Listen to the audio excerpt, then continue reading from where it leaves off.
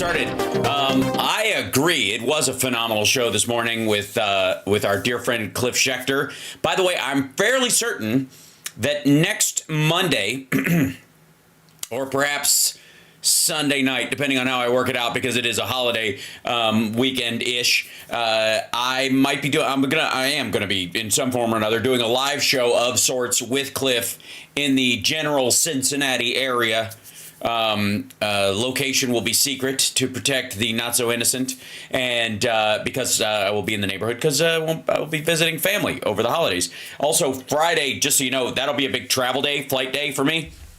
So, rumor has it we will not have an afternoon show because I'll be in the air. But the morning show, I'm seeing. I'm going to see when I have to. I'm still arranging some of the flights to get me where I need to get before the next flight.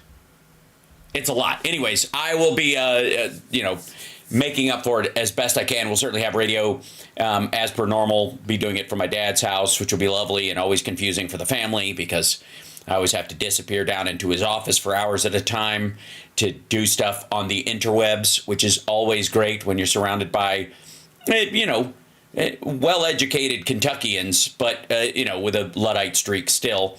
And excellent, Cheryl. I think that shows taste and breeding on your part. I was born in Cincinnati, raised in Kentucky, and went to high school in Chicago.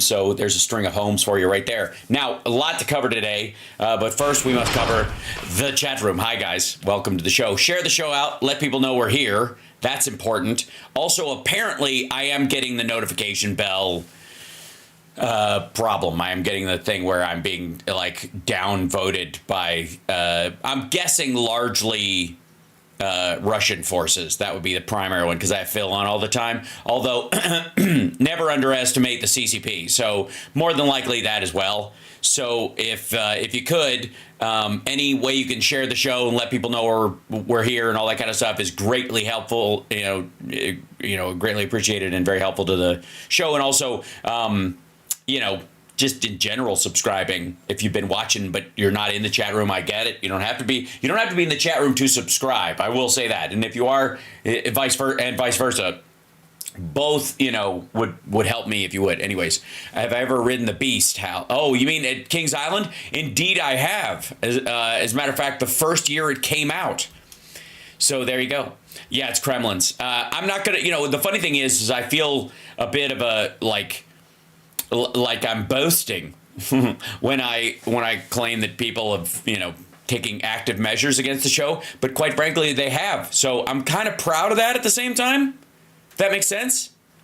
Yeah, there won't be any notifications on Twitch or YouTube because of that reason. So, also, I think there's this weird thing going on over at Twitch where somebody on their board, I'm not quite sure on the details because honestly, I don't care, is so anti-Israel in what's going on that they have been internally throttling any shows that aren't 100% pro-Hezbollah, like Hassan. Oh, Carl, happy birthday. Happy birthday to you. Happy birthday to you. Happy birthday, Cosman. Happy birthday to you. All right. If that, because I have what I believe to be a sensible and just view of world circumstances, and I don't knee-jerk to whatever side has sort of the dominant screaming match power online. I apparently am at the whim of people like that. Much like you'll recall back in 2020 when I had first started this thing, and the guy from Universal Music Group, the attorney that was there, hit me with a copyright strike on a video of my radio show that was 4 years old, that was just my radio station playing bumper music, and used that to shut my channel down for 90 days. And he waited till we were 86 days from the election so that I couldn't live stream on YouTube until the election was over. Yeah. I gotta say, kind of proud of that. At the same time, it was really aggravating and basically an attempt by some random fucko to kick food out of my kid's mouth, because if once you're deciding to make your living doing something like this, you're all in. Okay. And by the way, Cliff, I missed Cliff's call. I'm going to call back after the show. Busy with holiday stuff. Yeah, and that's basically it. We can jump straight into our stuff now. Obviously Trump gave a hour-long thing at Mar-a-Lago, which was a mess and whatever. But I have to say right out of the gate that okay, here, let me give you a rundown of what's possible this hour, and maybe you guys can upvote or downvote. We'll do a Reddit version of what's possible because there's just too much to cover. But let's take a look, shall we? So this is the Trump at Mar-a-Lago thing or whatever, and so this is Fox 29 posting it online. Now, there's also this weird. Hold on, let me see if I can reload it because the thumbnail on this is fucking ridiculous. There it is. That's the rusty trombone thumbnail. I don't know what the fuck this is supposed to. Does he have an explanation of it? I guess not. There's a transcript, but there's no, other than that, just Biden just admitted what we knew all along, which is, whatever. That's hilarious. And it's relatively short for him. Greg Kelly, of course, miserable. Is Biden selling pardons? And this, I beg your pardon, but the seam on the cut is really bad, which means they borrowed the graphic from what he was doing live and couldn't overlap. It just looks shitty. Greg, you look like shit. It looks like shit. It's shitty. This is shit. This shit isn't worth shit. Anyways, by the way, if he is, thanks to Donald Trump's SCOTUS, tough shit. Everything he does as officially as president is he's got immunity. Wah. Seriously, even if it makes him money, I guess. Fuck you. He isn't. But even if he is, if he gets away with it, it's your fault. That should feel good. All right, then. This is, I don't know, some festering boil talking to a couple that probably stood on their lawn with shotguns as BLM protesters walk by, talking about how the United States is bailing out the CCP umpteenth time. Drone bullshit. And then, sorry. So, must watch. The title of this is amazing. Alex Jones drops some of the deepest knowledge. Okay, sure. By the way, this is like listed as 27 minutes long, but the way they do these clips, it's probably the same thing 5 times over. It's this weird thing they do to make you watch the same thing with ads. But either way, or their editor doesn't understand what a tease is, and they take the whole clip and put it at the front, run an ad, and then run the whole clip again. It's so fucking dumb. But this one, the first up and the far away, the winner, running away with it is, I don't even know. I'm worried about even showing this. It's Uncle Ted. Ladies and gentlemen, Ted Nugent, I gotta say, looking fabulous. I swear to God, he looks like a Harris voter. He looks like the election didn't go the way he wanted. I'm beginning to think he was bullshitting. Anyways, his thing is about the pardons. He says Biden's pardons are getting out of control. And again, whatever. Tough shit, I guess. Again, he's got immunity from everything because that's what you guys think the president should have. So tough, whatever. And this is Ted Nugent, I will not comply, which is, nobody's. And again, do you hunt with that fucking thing? This is other than people. Again, that's what an assault weapon is. Just an absolute mess. It's like shit. And again, look at the raw drywall in the background and the shit just kind of drawn over whatever. Like, is that it's a safe door is what that is. He's got like a no Indians. I don't know what it is. Like an Indian with a line. It's like an Indian throwing a spear drawn in marker on this. It makes total sense. I don't even know why I questioned it. What we do know is that his wife is insisting that he do this show from the garage. And it's Ted Nugent. He's on RAV. Host of Ted Nugent Spirit Campfire. where he borrows Native American traditions, and because he has a compound bow, thinks he's native or something, or thinks that I don't know. He smokes a peace pipe around. It's fucking weird. All right, here we go. So this this is it. I have core beliefs, and I'm able to put them in syllables that people can understand, not to be confused with Ozzy or Joe Biden. Now, Ozzy... First of all, don't fuck with Ozzy, all right? He's still got a career. And he even had a hit show where he became the most adorable Prince of Darkness ever. So you fuck off with Ozzy. He's a good man. Joe Biden is the devil. That's adorable. I'm just saying, of the two major candidates and the people who've served as president in the last two go-arounds, wouldn't the devil be the guy who was best friends with Jeffrey Epstein for 2.5 decades? He's pardoning thousands of people. So if the president, he's not even really the president. He's not in charge. Well, then why are you blaming him? If he's not in charge, wouldn't the devil be in charge? Also, you know that one eye flinch thing that they say is a sign of devil worshippers, that you can freeze the frame and only one of their eyes is open at a time, and that's part of the QAnon belief? I don't know. Just curious. I don't know why they bring it up. He's not in charge of his movement. Well, then how is he to blame, and how is he the devil then? Sorry, you can't be Satan and a doddering, forgetful old fool. They don't crisscross. Joe Biden is an evil, treasonous, oath-violating gangster. And you people that voted for him should be absolutely ashamed of yourself. Yeah, I'm not at all stupid. Yeah, I mean, I would be ashamed if I voted for an adjudicated rapist, or somebody who bragged about sexually assaulting women, or somebody who people think is a business tycoon because he was on a show called The Apprentice where he played a fake business tycoon. Even though 81 million of you didn't vote for him. Yeah, we did. Yeah.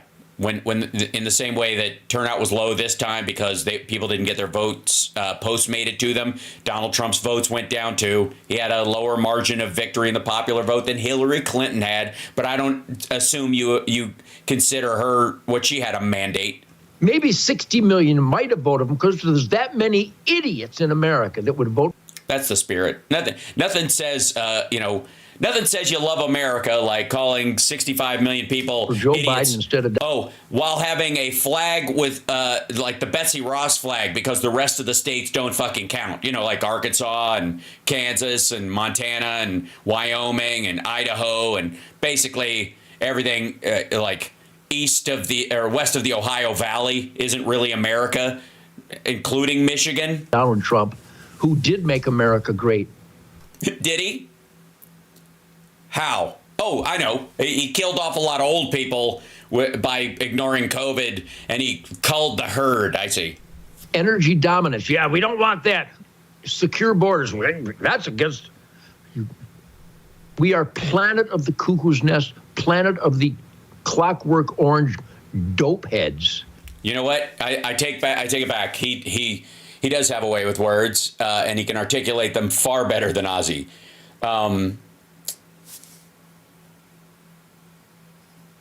Or not. No, yeah. To allow a Joe Biden to have any power at all in America. What about this Joe Biden? I mean, a Joe Biden, sure. If there's random clones running around, I'm sure, you know, in the infinite number of monkeys typing on infinite number of typewriters, one of them is going to come up with a Unabomber manifesto. But the primary one that's in there is a good dude. God. Or Hillary Clinton. Or Kamala Harris. What kind of freak is that? What kind of soulless, ignorant fool would vote for these gangsters? Also, what do you call a gangster? Seriously, I mean, Donald Trump literally has mob ties. It's one of the reasons why there's so much concrete in Trump Tower. Is it? I mean, here's the thing. A lot of these folks, like Bannon and others, when they use these phrases, like crime family and gangster, when it comes to Biden and Obama even, it's because they're trying to draw attention away from the fact that Trump absolutely is one. Ted just seems fucking dumb. And again, it's an ego-based ignorance. Right? It couldn't possibly be that he's wrong and full of shit and a loser and all that kind of stuff. It must be that that Joe Biden is a crotchety old fart who can't find his slippers, who also is a criminal mastermind. Who did everything wrong. Well, men should be able to beat the hell out of women in athletic competition. Men should be I remember that. That was in the State of the Union. able to go into the women's locker room. That's a good policy. No, we Notice that, not going anywhere near, and this is, here's a lesson to be gained from our side of the conversation about this. Notice when he talks about those things, he's not bringing up the infrastructure bill. He's not bringing up the CHIPS Act. He's not bringing up how Biden set the Chinese economy and their technological aspirations back a fucking decade. He's not bringing that up. He's going, trans. That's where his brain is going. We need to import communist Chinese military men and the Taliban from Nigeria and Somalia and the Sudan and the Congo. We should invite the people who were raised and trained to kill us. We should incentivize them to come through our open border, along with fentanyl from China and the Mexican gangsters, to kill Americans. Yeah, that just sounds like an ad. That sounds like something Ted Cruz said. I mean, basically, if you were in any of those countries and you saw an American politician on the news saying the border is wide open and you can just walk right in, it was a Republican. That's the Democrat team. That's your team, No, it isn't. Democrats. And it's not the Democratic Party. It's the Democrat Party. Would you people please get it right? No, it's the Democratic Party. We are Democrats from it, You're Republican Party, Republicans, because they believe in a republic over the individual voter. Democrats believe in the democratic process, so we're the Democratic Party. Democratic Party, Democrats are the shortened version of that for the individuals. We're not a party of Democrats. We're the Democratic Party. Any more than Republicans are republics. Oy vey. That's the end of it. Oy vey. Just and again, when you boil down to the level of anti-Semitism that old Ted's been decrying over, there's a check every time he mentions the word globalist. It's kind of telling, don't you think? Also, what drones over New Jersey causing hysteria? ABC, okay, and then Jeffrey Sachs, who's an idiot. Okay, inevitable war with Iran and Biden's attempts to sabotage Trump. Who fucking who? These are just the videos they choose up. But that was, that was I guess that's the one salvageable clip that Ted's show had this week. Now, we've seen a bunch of I don't know, like this. So Charlie Kirk has this dude on talking about the drones. And apparently the president thinking, again, they're just asking questions, guys. You're watching Hal Sparks, Megaworldwide. Like, subscribe, give a thumbs up, support the show. Now, this is the question. Drones sent by foreign adversaries to assassinate President Trump. He's not anywhere. They're not near D.C. where the transition would be, or Florida where he is. Well, we'll see. This is on Charlie Kirk's show. The Iranians, we know they want to assassinate President Trump. Are you suggesting that these might be here on a nefarious mission to try to assassinate President Trump before certification day on January the 6th? Charlie, that's the $1 million question, because... Yeah, but if they do, then J.D. Vance becomes president and he picks his vice president. He's just as hawkish. The fuck? Some of the things that people like me have, and it's nothing magical about me. It's the fact that there has been a transition of trust and a loss of trust, not only within the U.S. government system and the population of the U.S., but especially between foreign friendly liaison services and other groups that operate overseas, and the CIA at large. So they're miffed for some reason, so they're not going to let the CIA know if a mothership full of drones is coming across the ocean. If they get wind of it, never mind the fact that we've got satellites and surveillance stuff all over the globe that can find this kind of stuff. Jesus. And our presence overseas is not robustly and aggressively pursuing human operations. But excuse me. Yeah, one of those reasons is all those fucking boxes in Trump's shitter in Mar-a-Lago.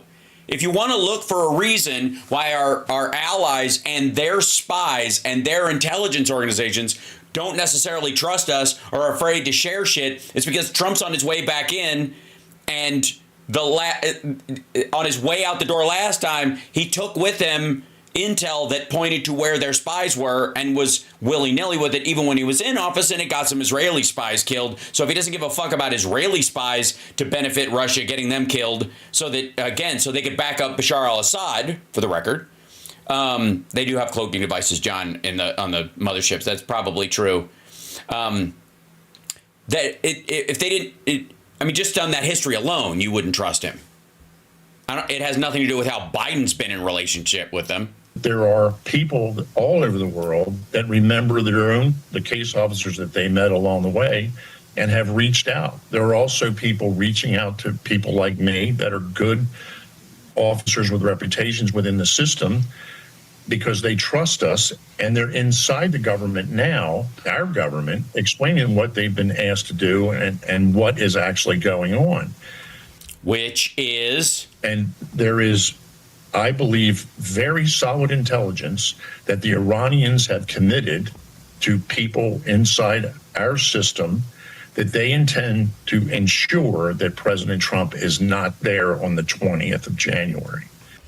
Hang on. So, I don't know who they would make this promise to, but the Iranians are making a deal with people in our intelligence agency to assassinate Trump before January 20th.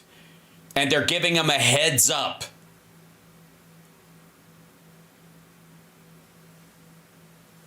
Huh? Why? What? Why would they give anybody the heads up? Obviously, this guy, I guess, wants you to believe that, Biden's got people in the government that will okay it and allow it to go through, which I got to say, I'm not for and I don't believe. But at the same time, aren't these the same assholes that were arguing that Donald Trump could order SEAL Team 6 to kill somebody if he was president and it would be completely legal? He could kill his political rival and get away with it. And they're like, yeah, basically that's how it is. Well, he's not president right now. Joe Biden is. And if you're arguing that that's what's happening, I don't know what to tell you. Tough shit. You made your bed. Now, I guess, be drone struck in it or something. Again, I'm fucking around because I don't believe any of this shit. But you do realize these assholes were articulating over and over that he absolutely has this power that Trump would if he was in office. So, and obviously Biden does have it. I still can't figure out why the Iranians would let people know inside our system unless they're like, oh, he's got permission. We can help you. We'd love to help you get rid of your political rival. And if you would give us the official go-ahead, nothing could be done. I look at Iran, a lot of people dismiss them, they're just foreigners and they say all kinds of blustery things and everything. Yeah, that's how most of us talk about them. They're just foreigners and they say all kinds of blustery things. That's how that's how most of you guys refer to Iran in general. Political assassination, the word assassin is a Persian word. Yes, because people smoked hash and hashishans and whatever. They didn't invent the concept, dummy. Invented political assassination. No, they did not. They just had people who were hired at. That's like saying that knights don't exist because the Japanese invented the concept of the samurai.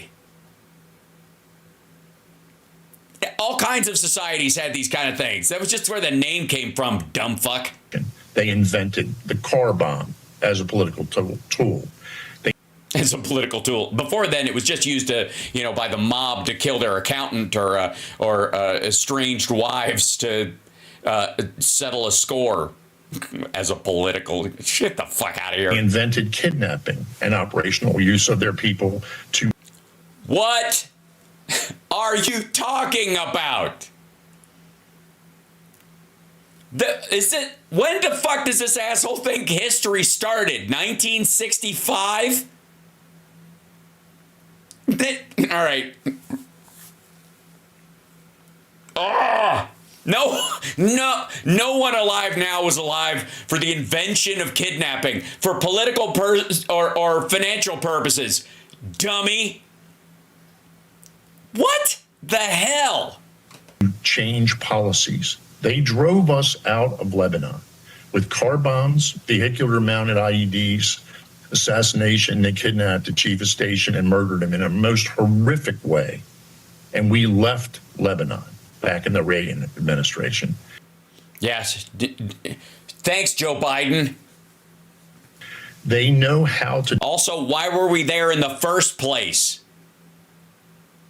Can I just say there are certain situations where you had the intent of taking a place and you lose the fight and you leave, and that's a surrender. That's where you give up whatever strategy you had in the first place because you were going after something. Resources, political power, influence, the control of the actual space. Most of the time, old wars were about that, claiming the territory as your own.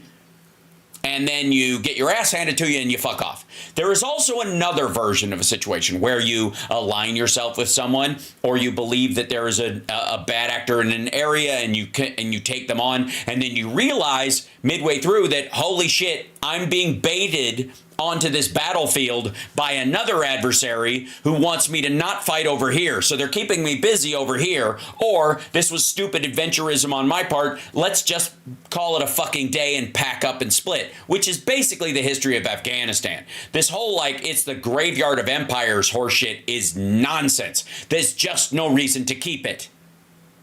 It doesn't have intrinsic worth, not strategically, not geographically, not environmentally. Unless you're growing poppies or looking for the shittiest oil in the world, there's plenty other places to go that don't require you to ship it over, hundreds of miles of desert, no matter which direction you take it, into hostile territory. It's not worth it. That's why they left. That's why everybody leaves. It ultimately is why the Russians left. It's why we left, because if we're not going to claim it as the 51st state, there's no reason to be there. Cut your losses, get the fuck out. Same thing with Lebanon under Reagan. Why were we there in the first place? Point of control or alliance? If we're not there for an alliance, we're there for a point of control, which means morally there's a limit on how long you would stay there or what you would do. It's just dumb.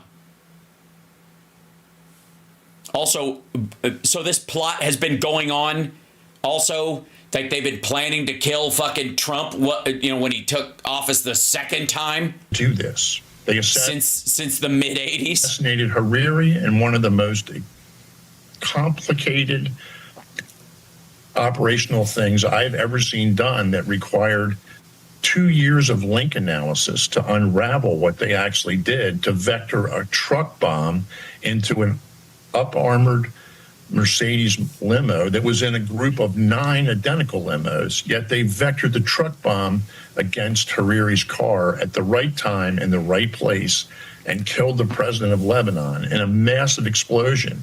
But he was alive in the armored car. The armored car was not on its wheels anymore because of the blast. And President Hariri from Lebanon suffocated or burned to death, or a combination of both. Or one or the other, or either, or, I don't know, impact damage, or he became a human marshmallow. What the fuck are you talking about? Because of the fire. Yeah, that's most people, when they suffocate from smoke inhalation or burn to death, it's because of fire. Car kept itself intact, but the Iranians understand if you have a level 9 limousine. You just need a bigger bomb. It's not to blow up the car, but if the car isn't on its wheel. Oh my God. This dude is tons of fun at poker night. Just shut up and play. Wheels anymore, if it's upside down or on its side. Yes, it's a can. We get it. And if you seal the can either through an explosion or you can't get out, then the smoke from the inside will kill you just as much. Yes, we get it. The fuck does this have to do with anything? This happened in the 80s, you asshole. What does this have to do with quadcopters and low-flying airplanes and people thinking fucking Venus is a drone? You have essentially achieved your goal. You have. Yes, you have. If you're meant to kill him, you have essentially achieved your goal because, in essence, he is dead. Fuck me. Frozen your target on the X. And if you need to, you can come up with another bomb that comes in and goes off again, right next to it. Brilliant. Yeah. Yeah. There's a, yeah. I would guess, yeah. So if one bomb doesn't do it, 2 bombs should. Brilliant. You were what level tactician were you? They are determined. By the way, almost everybody you see online who has CIA linked to their name, who's talking on podcasts, got coffee and washed out. They're like, somebody at some point went, ugh, this motherfucker, and they kicked him to the curb. And they hate President Trump because of what happened with Qasem Soleimani. To think that they're not going to try is just folly. They will try, and they will keep trying until they succeed. Yeah, the Iranians are like the Terminator, except they're not here and they're not naked, we hope. They're not going to withdraw the fatwa for the killing of Qasem Soleimani. So just about 45 seconds remaining, about a minute remaining. How serious? Yeah, don't give him that much time. Is Iran about avenging the death of Soleimani? Even at the, I mean, if they were to, I'm guessing they're not going to give up the fatwa about it, and they're going to keep trying until they kill him, is what this guy's going to say, because he just fucking said it. Jesus. Successfully, God forbid, assassinate one of our leaders, that would result in a ferocious response. Is Iran really ready for that kind of vertical escalation? 1 minute remaining. I'm not sure that they're concerned, overly concerned about it, because they. Yeah, they're perturbed by the possibility. They're mildly apprehensive at that particular turn of events, if it may or may not happen. And absorb an awful lot of punishment if that's what happens. But I'm not convinced, unless we have a different administration in place, that there would be an overwhelming response. If he gets killed again, J.D. Vance would be sworn in. We wouldn't have another election. That's not how it works. Even if he doesn't become the president, like, you think fucking J.D. Vance is going to do some like jingoistic, double down, or are they just going to go, you know what, this is the final blowback for our decades of intervention in the Middle East, and it was bound to happen eventually, and we'll think of it as the day of his death will be another 9/11, and we'll just never forget, but we're going to handle this one differently by not invading Iran. Is that what you think? God, this is tiresome. There could be so much confusion in the air sown by the fact that you've got all these drones and there's multiple targets. You've created a narrative that is confusing the public now. I see. So they're just, all these drones are around so that if Trump gets killed by a car bomb, people are going to think it was aliens or the planet Venus. What you feed into that narrative, if you have the opportunity after and a post-event scenario, you can feed in more confusion, more facts, more blame. Oh, don't worry, Charlie will. Yeah, I mean, I think that's more confusion, more blame, I think, is the name of Charlie's next spoken word album. Diversify the blame. There's a lot of avenues for how to do a deception. Yes, so you're saying diversity isn't our strength. I see. Program that the U.S. is sensitive. We're sensitized to that stuff. We are very sensitive. It is true. I'm very sensitive, and I think a lot of us need to get closer to our feelings about the whole thing. Don't you, chat? And you can confuse the hell out of people on what actually happened. And do we want to take the step of bombing a country because we blame Iran? We may not be able to figure out who did it forensically. Yes. But the fact. What look at Trump. Yeah. Yeah, it might just be, and especially if the FBI's looking into it, because they wouldn't want to know. They just leave it unsolved. Fact is, if it happens, then we're faced with a long series of how do we transition to an inauguration? What do we do? Yeah, what do you wear? This is something we've never faced. We're on. Yeah, God forbid. Yeah, God forbid. I love how he's just hold on. I love how this asshole is operating as if it already happened.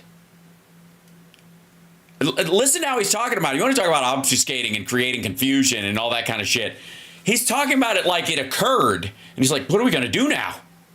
The Iranians have already won. They've already killed him. And we don't even know if it was really them. I'm so confused by my own bullshit.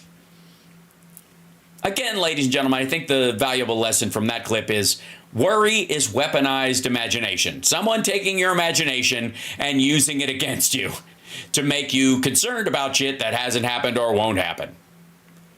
He is a silly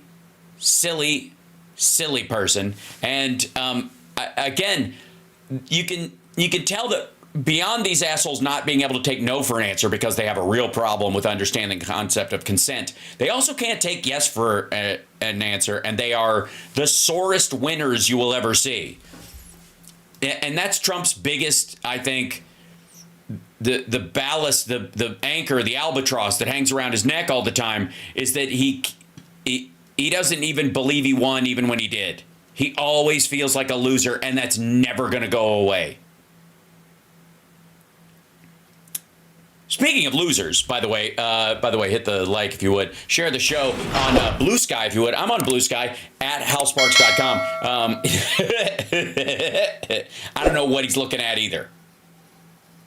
It looks like he's checking the rearview mirror for robots. I think probably everything that's in this video is in this image. Obviously, AI is coming for us, I suppose. Skynet, maybe that's just an allegory for the Democratic Party that, it maintains Social Security. That's all it does, on a pile of bones. I almost feel like I wish this image had just a little thought bubble and it said, what's for dessert? Whatever. Anyways, we got to buy this. This is must watch. So obviously we have to. Alex Jones dropped some of the deepest knowledge. And does he call it a boom boom or big business? In his diaper. I think this should be all Alex Jones thumbnail descriptions should be read like a variant on fortune cookies that just say in his diaper at the end. Each one. All right. Here we go. This is and with a newly dyed beard. I mean, missed the edges, but that's okay. I mean, obviously, if maybe you do the whole thing and then you shave down past that, but then the beard keeps getting smaller. I guess that's the problem, yeah. And it's always going to be the issue. So it's going to be the freshest growth, and you're not. It's harder to dye without dyeing your skin, So shit happens. All right. So here we go. So to all of you serving the system, you're not in the club. Well, sure I am. I mean, I'm an employee of the club. I'm one of the servants of the club. So without me, there is no club. I mean, who's gonna? I mean, if let's say I'm working the Bohemian Grove this weekend, and I'm in charge of, water and fresh ice at all the tables. Obviously, I'm not a member of the club, but I am in the club. So if something happens outside the club, I should be protected from it because I'm inside the club, even if I'm not a member of the club. So. Sorry, what the fuck are you talking about?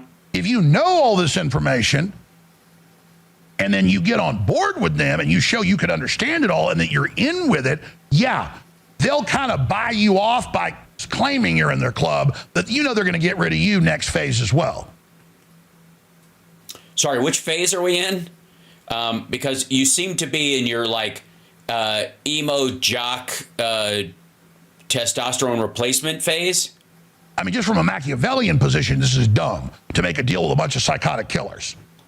Well, again, yeah, keep your friends close and your enemies closer. That are so selfish, they want to block off all this information from humanity and want to do this to their own species. Yeah. Well, are they our species, though? I mean, aren't they lizard people wearing human skins? I had a cat I'm looking for. A poor cat. Love that animal, but it's one of my favorite pets that I ever had or whatever. I'd like some sugar in water. So, to me, there's not even a debate. I've looked at every angle of this intellectually. Yeah, I trust that's true. If there's anybody who's done the intellectual rigor around this, it's Alex. Historically, politically. Psychosexually. Stupidly. Of course, my gut was right that I am abhorred by this, but I've analyzed it from their perspective, and it's a losing proposition for everybody. Can you get to what it actually is? Or are you just being an asshole and you said it before the clip started and we're all supposed to just work this shit out for ourselves? So our main job is exposing the breakaway civilization. Okay, good. All right, I'm against you at infotainment junk info dot shit. That's your job, or you mean our job as humanity? I don't know. Am I in the? If we're not in the club, isn't that another club? I feel like we're in the not in the club. What its aims are, what it's doing, how it's at war with the system that it's erasing, because it could be. I thought it was its system, though. A challenging system to it. That's another thing. They want only one global government with a small man. Oh shit! Oh, did you guys know what this is? Know what we're seeing here? I'll be goddamn. Wow, my shoulders are hairy because I'm a meaty motherfucker. Goddamn, that is the mural at the Denver airport, where the Illuminati and the Bohemian Grove and the CIA globalist WEF and the Boy Scouts all got together and made this big code. And if you can break it out and you know how to work the math of it, you can walk up and you push the right button. And I'm not telling you which one it is because I don't want you fuckers following me down there when shit hits the fan. And it literally hits the fan. There's actually a picture, if you're looking up, his little fan with shit on it. Come on. And that's the image you're seeing there. Alex, you're not supposed to let him in on this. Goddamn. So... manageable population, because they fear real renaissance and innovation. Yeah, that's what they're worried about. And so they want a total scientific dictatorship. Yeah, a total scientific dictatorship. I mean, it sounds like Elon Musk and the shit that Peter Thiel says.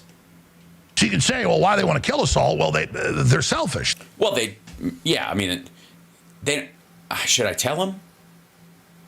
I don't know if I should tell them. Alex, they don't want to kill us all. They just want to kill you, man.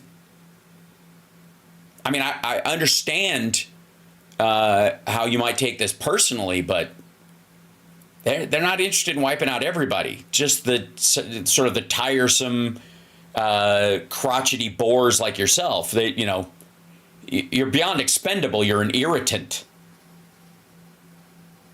So, of course, if they let you see the manuscript, it's going to have your name listed there as somebody who's got to go, and you're going to have to feel, you're going to feel funky about it. I don't know what to tell you. The rest of us are going to be just fine. And I'm not for, massive eugenics by any means. I'm not a fan of depopulation in general. I'd like to say that from a moral standpoint, if I may. Okay. But you, on the other hand, I think if they took a vote, it doesn't look good. They don't want competition. Yeah, because that's what they view you as, Alex. That's why they've let you live after you've told all their secrets all these years. You do realize that if anything this asshole said was ever true, the very people he's talking about would have wiped him out years ago. It's not like he's never been on a private plane or on a boat or in, overseas or traveling in Mexico. I would decentralize all this and be completely honest about it and let people decide what they want to do. You want to be cyborgs? You want to do this? Okay, that's fine. Yeah, it is fine. I agree. But the Earth-based alliance, or whatever you want to call it, I like that, the Earth-based alliance. EBA? We need something better than that. It's got to be something like chaos or whatever, with an acronym that evil. The Enterprise Villains International League. Something like that. He's still trying to go like, that sounds stupid. and the people voting, and folks are the majority are going to want stuff away from us. This is, I mean, you want to play around with the antimatter, you want to all merge the machines, fine. Go sign up, go do it over there. There is no other, okay, there is no other, like over there with antimatter, dum-dum. That's fabric of the universe kind of shit. That's like, you want to have a black hole? Fine. Put it in Ohio where nobody will care. You want your stupid Hadron Collider, then fine. Have it in Switzerland, but don't put one in Indiana because there's a Stuckey's there I like. But you're going to be honest about, and then the automator, well, they'll get more advanced than us and invade and take over. I understand all that. I've already looked at every angle. Yeah, I'm ready for them. If the half Terminator cyborg people with tread and nuclear diamond batteries running them, and their souls have been downloaded into a hard drive that you can't destroy because it's wrapped in titanium and adamantium and diphtherium and several other iriums, then I get it. We'll just punch them right in the dick. Great. Thanks, Alex. Yeah, we all feel much safer with you at the helm. If anybody's going to fight off the super intelligent lizard people who have reflexes fast as lightning and can pilot aircraft in the air that can totally change direction on a dime in a way that would destroy a biological entity within it or whatever. If those people come for us, don't worry, Alex will fight them off. Apparently, he's got biological weapons that he'll use on them. Jesus. But that's why the decision's been made to wipe out most of civilization, have a highly controlled technology. And that's why Donald Trump won the election and Elon Musk is siding with him, with Peter Thiel pulling his strings, because that's actually what they fucking believe. You do realize that, right? You do realize that, like, fucking Peter Thiel couldn't do one regular interview without bringing up eugenics. Like, we're going to just have to, craft human beings out of the highest genetic material we can amongst us and then let everybody else die off as quickly as possible. Otherwise, there's really no hope for us. Like, he's fucking straight out saying it. And again, if a Democrat brought in Besant, a married gay man to be the Treasury Secretary who has kids that he's had biologically, insofar as I know, and used to work for Soros. If a Democrat did that, you guys' fucking head would explode. I feel like we're back in, death becomes her. Now a warning? Because you can't have these breakaway civilizations. Oh, Elysium? The fuck out of here. Oh no, this is Elysium, right? When there's more than one. I recognize Jody's haircut anywhere. And a lot of people are going, well, that makes sense then. By the way, her character is who Alex Jones wishes he was. I don't know if you know that, but when all that stuff came out that he had trans porn on his phone and all that kind of stuff, it really just points to the fact that he wishes he was Jodie Foster. Look, I'm not here to yuck anybody's yum. That's his burden, not ours. Kill everybody. Well, there's the argument right there, and it just doesn't feel right at a cellular level. And I am in connection, and all of you are. You need to face that with the advanced intelligence, electromagnetically. We all are. And yeah, we all are. Electromagnetically advanced intelligence. We're facing it. What? And God tells me, don't do this. Oh, so you're not then, I guess. So you're not going to, God told you not to become a cyborg? Cool story, bro. So I'm going to go with God's plan. Are you? Hold on. Is that just the graphic? Does he say anything else? There's a whole bunch of different projects and groups and governments and corporations. Yeah, this is a bunch of shit. That stuff I've been talking about for the last 5 decades or whatever the fuck, yammering to anybody who would listen. But. And just like with the UAV issue, you got Dubai and a bunch of other Middle Eastern countries and China admitting they're using antennas on the ground to ionize nuclei in the atmosphere. Mm-hmm. They are. They're admitting that they're using antennae to ionize the atmosphere. Why? Viagra stop working, or to form water droplets around the charged particles. I see. So rain machines. Gotcha. That then form clouds, that then form larger droplets, that forms rain. Which, of course, is evil. And they have weather control bureaus in a bunch of countries. But here they just treat us like we're ignorant savages. And well, in their defense, Alex, you're a dipshit. And also, I'm starting to think that snow on the screens to your left and right isn't real. You say, that doesn't exist. Well, what's this treaty? Well, what's this group? Well, what's this government funding? And they go, well, chemtrails don't exist. Well, that's not a technical term. So, yeah, that doesn't exist. But your high-altitude aerosol weather control geoengineering project does. And here's Bill Gates spending billions a year with the Department of Energy to do it. And a test to block out the sun. And they've done satellite tests with arrays to test it. I mean, it goes on and on. Yeah, but, I mean, why just follow God's plan and shut the fuck up. What do you care? We're all going to be cyborgs anyways, and those who aren't cyborgs will just live in the techno-universe of Earth that I and my fellow, futurist, post-humanists, or whatever the fuck you call it, transhumanists, you call us, we'll run things, and don't worry, Alex, we'll let you run around like a pet or something like that. You're hilarious. We'll keep you on a short leash. We'll put you in a sim where you actually think Austin, Texas still exists. And then we'll make a Truman Show kind of thing out of you. How about that? Wouldn't that be adorable? We'll just let that happen. I mean, it's God's plan. I mean, look, if it happens and God's real, then it has to be God's plan, no matter what happens, even the bad shit. Right? Who are you to question God's plan? If God's plan is for a few of us to become, cyborgs with super intelligence that can fly and make rain. And by the way, don't look up because I'm making rain on you right now. If that's what happens, that's because God wanted it. If it doesn't happen, that's because God didn't want it to happen. That's how God's plan works. There's nothing outside of God's plan, stupid. Otherwise, it wouldn't be God's plan, would it? Because you can't fuck up God's plan, or they wouldn't be God. Oh, shit. Wait a minute.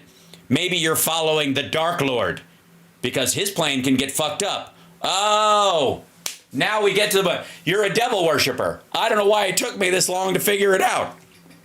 It's like when I would talk about, well, they're having a global government summit 15 years ago. People go, there's no such thing.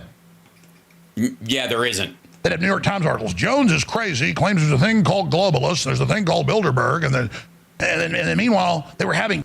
No, nobody said you were crazy for claiming there's a thing called Bilderberg. That thing actually happened. The idea that globalists as an ideology, meaning that there would be countries, the New World Order would be people, democracies or countries of the world working together and that kind of stuff. That's what a globalist initially was somebody who looked past national borders and all that kind of shit. You turned it into Jews.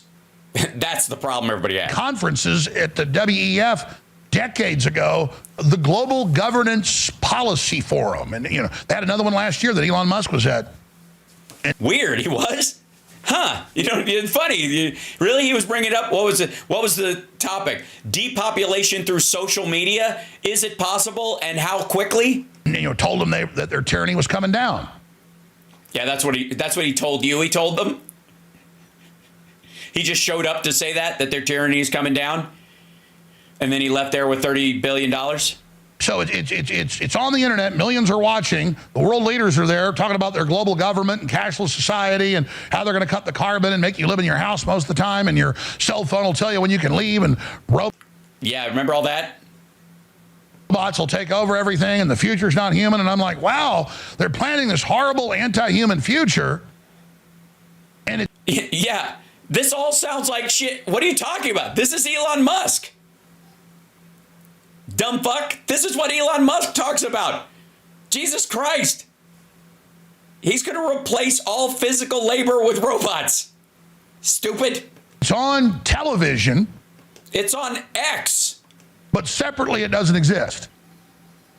It's like human-animal cloning and human-animal splicing chimerics. And No.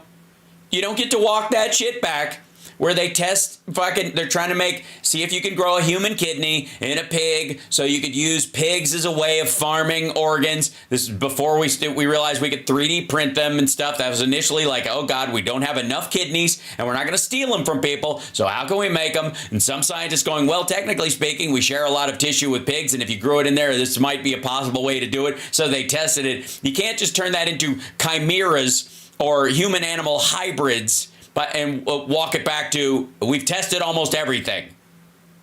decades ago, they had salmon that grow twice as fast and are twice as large that are part insect. But I thought you were going to say they were part gay frog. They put insect genes in them, and there's another salmon that has celery genes in it, and they just randomly gene edit. And Yeah, it makes this salmon salad sandwich. They put bread genes in it as well, and the salmon salad sandwich just swims right up in your mouth. It's delicious. And there's this restaurant called Bears, and you just sit in a river, and the sandwich just leaps up into your mouth. I love that place. It's the atmosphere I enjoy the most. splice stuff and see what happens with the eggs that produce the fish. And Add a little pickle. I don't know. Some people like it. I'm not a big fan. But, it beats capers as far as I'm concerned. the embryos, and then they go, well, this one really works, but they're really mean and kill all the other salmon. But don't worry, they won't get in the ocean. And then 10 years ago, oh, they've escaped. And the next thing you know, you're eating the meanest piece of salmon you've ever had at the Olive Garden. Because they put fences up in the ocean and say, well, they're in here, they won't get out. Yeah, right. Then they Yes, ocean fencing. Build that wall. That's what I say. get out and start replacing the normal salmon. I mean, Yes. Uh-huh. Well, they fuck them out of existence because, ladies really like a bad boy. it's just one example of Yeah, it is. Just one. I mean, that's all I need, though. I'm good. Thanks very much. we're not in Kansas anymore. We're not in the year 2024. Yeah, we are. We're in the year 2080. Sorry, is this shit not supposed to come true till then? I want to be a robot sooner. Pick a number. Depending on Yeah, okay, thanks. the technology, it's way advanced in what you know. The future's here. It's just not evenly distributed.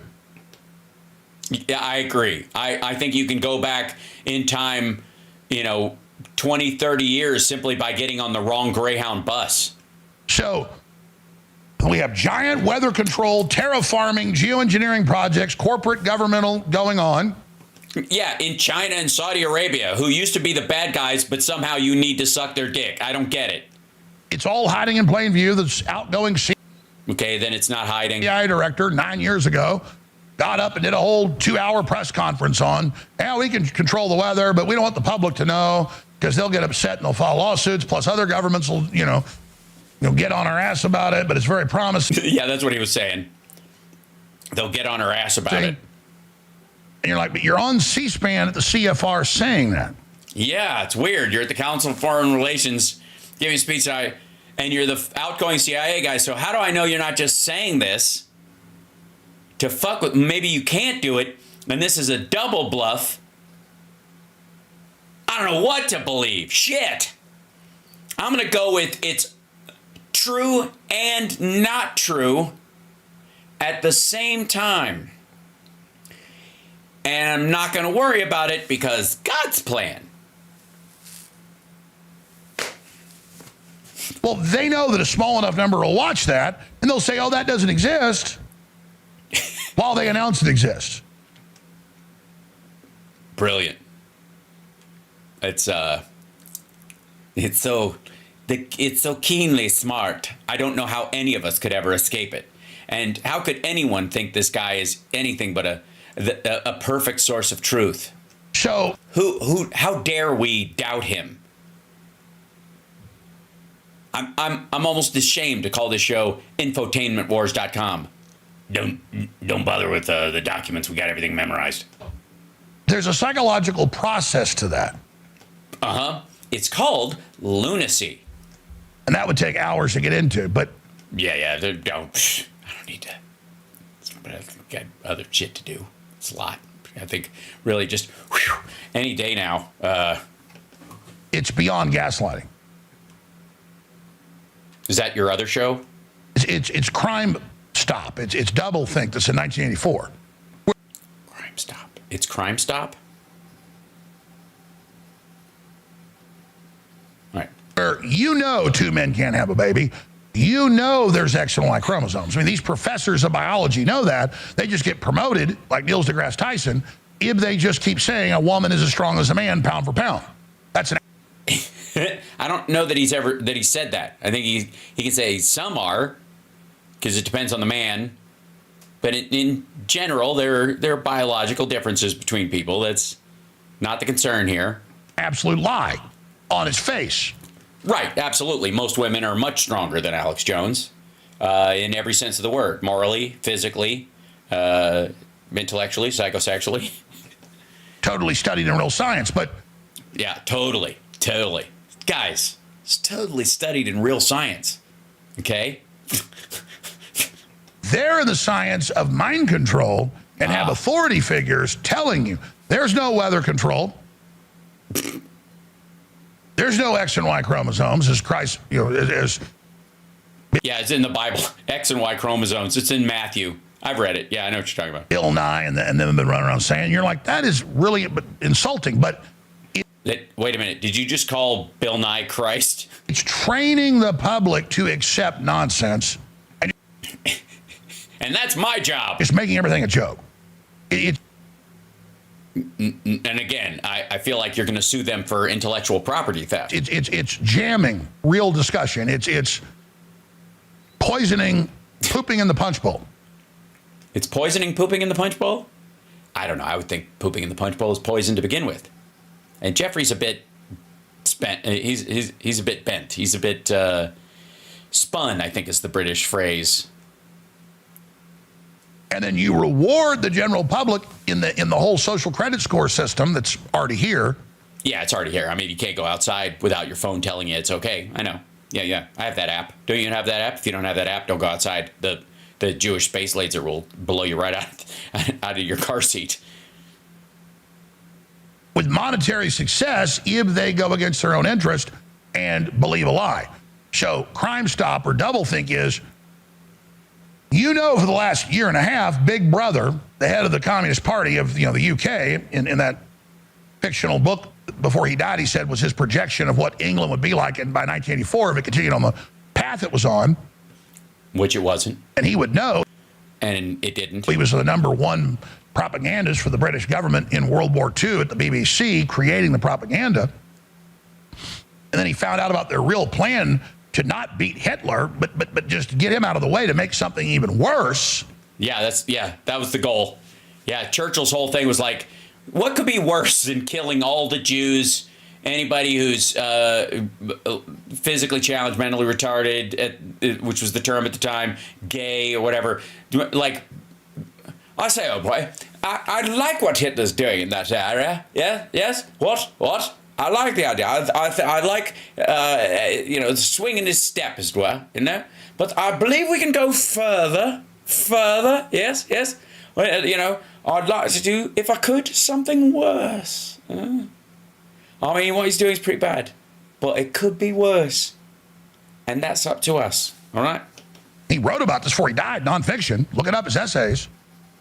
Died real quick of that real fast overnight tuberculosis. Yeah, which never happened in that time period. When he kept shooting his mouth off and saying, no, this is real, and started giving interviews and saying, no, I was the, and it's on record he was. I mean, he was the boss of brainwashing for the British government. Okay. Also, for the record, so he wrote 1984 and did a couple of essays, and the system was so worried that he would keep spouting his mouth off about how it worked that they gave him tuberculosis and killed him really quick with instatuberculosis. But they've let you yammer on for decades. There's only two possibilities here. Either you're totally wrong and it doesn't exist, or you work for them. And that everything you're saying is again flooding the zone with bullshit so that they can keep people distracted while they do other things. That's the only way this works out. Either you're totally full of shit and they haven't killed you because they don't exist and they can't and it's all made up in your dopey little fucking head, or you're an employee. There is no middle of the road in this situation. There's no zone where the fucking Illuminati exists and they kill, people who dare speak out about it, and that you've been doing this for years and you get away with it. It doesn't. There is no situation where that's true. There are no untouchables in a world of the Illuminati if you believe that exists. It's so fucking lame. I mean, he was in the top board meetings. Mm-hmm. Yes, during World War II, when they were fighting back against the German propaganda and the Russian propaganda. Right. When you'd have literally a few dozen top globals around a big round table, and then they would go to him and as he means Jews as the director of the Ministry of Truth. So Winston Smith is him, but Winston's just mid-level in the book. Winston Smith is Eric Blair, the real name of George Orwell. And he's there destroying the truth at the Ministry of Truth. The irony. And then he actually knows Big Brother's bad, but he didn't know Big Brother wants to hurt everybody and actually... Yeah, he thought he was like your big brother. Like your big brother wants to hold you in a headlock and give you a noogie, but, or maybe an occasional purple nurple. But genocide? Sheesh. Slowly destroy humanity because it's so enjoyable for the upper party. I see. You can't... Don't kill them off right away, old boy. There's no fun in that. I like watching. That's what it is. Prince Andrew over here, he's a young'un at this point. He likes fapping while we murder the poor. That he thought he was in the inner party, but there was another inner party. Yeah, of course, there always is. That's the thing, right? He thought he was in the Diddy party, but that's not where the real Diddy party is. And so Orwell said, no, this is basically... God damn, people watch this shit? People watch a lot of this shit? People watch hours and hours of this shit. I mean, I don't know that they do. Let's see what the viewership on this one is. He's got 55,000 views. That doesn't tell you anything. But he's got 387 ups and 3 downs. Who are these people and how are they still alive? You know what? It's probably Klaus Schwab, Bill Gates, and Colonel Sanders, who's probably still alive. That's what I think. My composite allegory of what I've experienced and what they're going to do by 1984 if we don't stop them. Mm-hmm. It flipped and they didn't stop them. Nothing stopped, and that didn't happen. 1948 when the book was published. Right, we get that. Yeah. But it was... Yeah, it's fairly simple to work out, yeah. That's from him. That's how I know that. You can actually go read his essays if you like. I've read 4 or 5 big, huge compendiums of his essays and articles. Yeah. Are you holding one of them right now? Are the compendiums in the room with us right now, Alex? Also, did you insert them into your asshole or smoke them? I don't know what that hand gesture is. That are more important than 1984. Got them on, well, sure, of course. on my bookshelf or in storage somewhere. Somewhere. They're in storage somewhere. That's how important they are. So... Yeah, anyways, what were you saying? Where were we? Down and out in Paris and London and just to kill an elephant. I mean, it goes on and on. It's his whole life. It does. It's fascinating. It's great. Just awesome. But very interesting guy. But what I'm getting at here is we're already in the breakaway civilization. Ah, okay, good. I was wondering, are we is this like Snowpiercer? Are we all on the train headed for the edge of the ice wall? And we are outside the real technology, the real government, the real system. Okay, so Trump didn't win, and this is all a farce, and Elon Musk is full of shit, and he's just a caricature, and none of what they're doing is meaningful or matters at all. I mean, if that's the case, then again, if there's a giant system operating everything behind the scenes and you have no control over it, whoever gets into the presidency, it's because they gave him the okay. So you're saying this? All I'm getting is Trump is part of this plan by the Antichrist Incorporated. And as it transfers our resources and technology that we develop to it, is its pronouns it or what does it do then? It pulls the rug out of the energy and the technology and the fertilizer and the food from us. Yeah, that's what's happening. Yeah, it's pulling the fertilizer out of us. That sounds painful. Alex, have you ever had the fertilizer pulled out of you? Because I would recommend it. I think it's called a shitheadectomy. It's where you have your ass pulled out of your butthole. I mean, I don't think you even need a second opinion. I would just go straight to one of those, any like car dealership or repair shop that has a Jaws of Life should be able to do it. Claiming carbon's bad, which we are. Yeah, it's not just carbon existing because like a lot of things made out of carbon. It's not the carbon in the atmosphere is bad. It'd be the particulated carbon, not chunks of it walking around going to movies. And it collapses the old system when it's done with it, which is now happening. Mm-hmm. So Donald Trump is a sign of collapse. Okay, that tracks. And absorbs it all into itself. Speak slower. In a new city-state global model where everyone else is poor that's allowed to even live and lives at a neo-feudal agrarian level. Oh, so it's like the Unabomber's dream come true. Sure.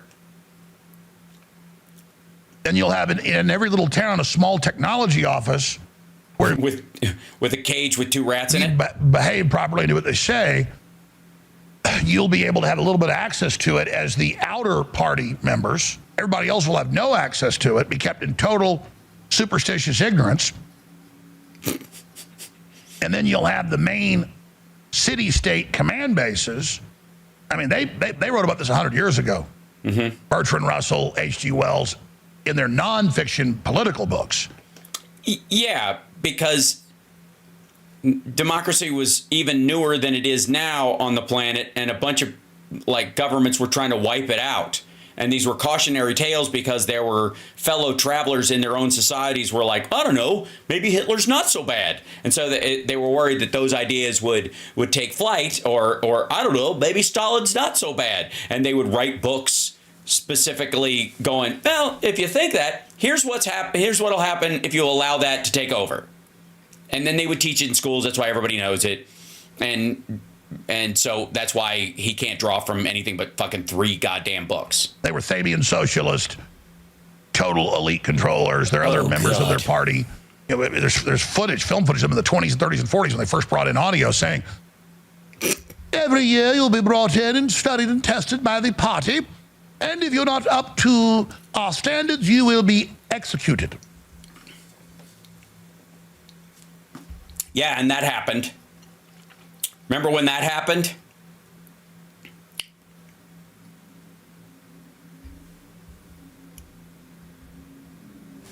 I mean, I gotta say, if you're trying to warn us about something, Maybe don't go back to people like that allegedly have been trying to do this forever to a time when they said it was going to be done the next year. It's starting to sound like Elon Musk's self-driving cars. Shit, my cars are going to be able to drive around by themselves by 2017, and you'll be able to rent your car out as a roving taxi and make money while you sleep. Uh-huh. Who washes the vomit out of the back seats when it picks up a bunch of drunks? Huh? Never mind. And then this is Bertrand Russell and others. And these are the people the left praises as liberal and empowering people. We do? But see, to sabotage the real human organic civilization,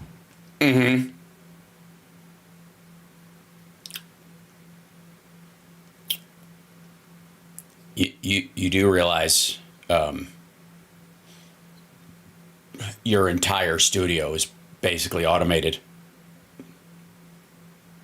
You don't even have cameramen anymore. I don't think you have had any since public access, when people got paid by the state to be your camera person. We have somebody just sitting in the fucking director's booth, just running it on a cycle. 2 men can have a baby, poison the water, the food, culturally gay frogs, poison people, poisoned gay frogs, fracture everybody, divide and conquer everybody. To weaken us. Okay, I'm getting so fucking bored. I don't know how people do it. How do people watch hours of this shit? It boggles the mind. I find myself getting irritated at Joe Rogan's show, but at least there are guests on there, and the back and forth on it, you could have the illusion of something interesting happening. This is just weird. As you transfer power into the city-states that you read about in Brave New World and Zardoz. Seeing the Lego movie. And all the movies where they tell you what they're doing. Yes, all the movies where they tell you what they're doing. Tootsie, Young Frankenstein, Fletch, Blade Runner, obviously. Elysium. Elysium.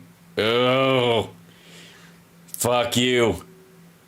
Do not bring up the dumbest sci-fi movies as indicative of the direction of humanity, you dum-dum.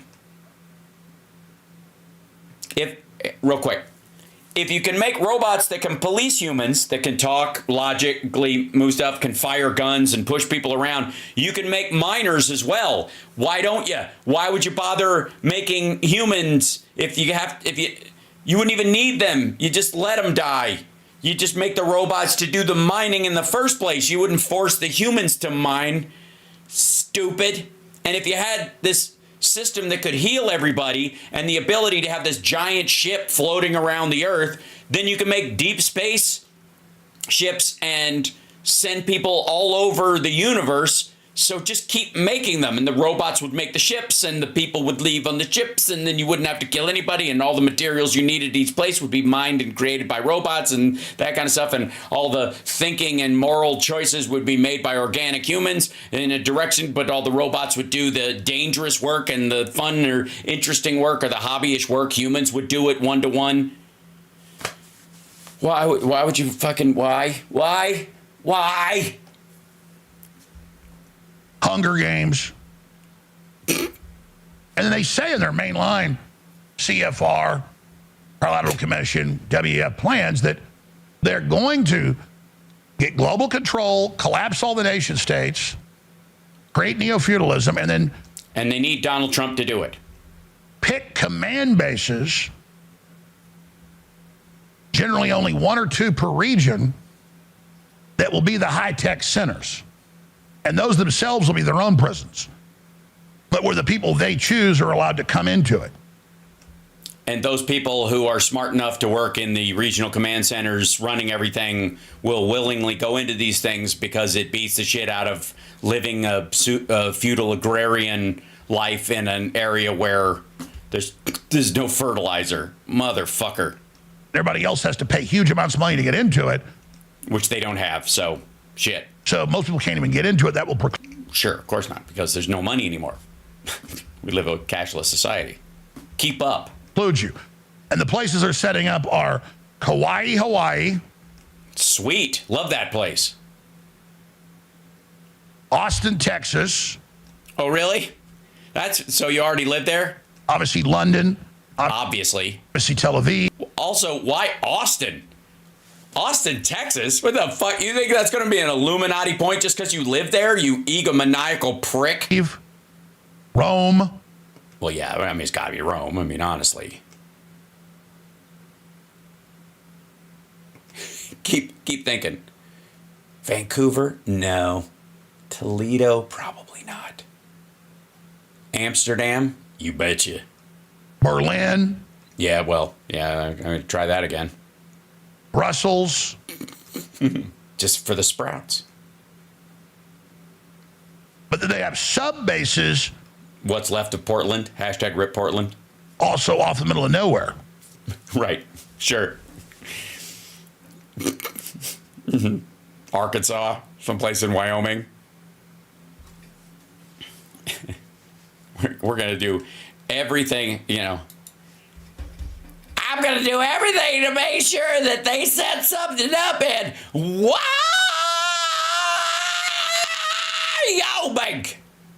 By the way, Alex, hi. I'm Harriet Hageman from the wonderful state of Wyoming. And you're a handsome man. Would you like to have organic God babies with me? God, just like God intended. I got an X and you got a Y. I'll meet you in the middle and I'll show you why. Baby, here we go and why? Yo, me. I love you, Alex. Alex is so handsome. Burkina Faso. You'll be locked down for your entire life to just a few hundred square miles if you're lucky. That pretty much sums it up for me right now. That's the 15-minute cities. This is all official. Wait a minute. Hold on. In the future, you'll be able to get a few hundred miles in 15 minutes? Sign me up.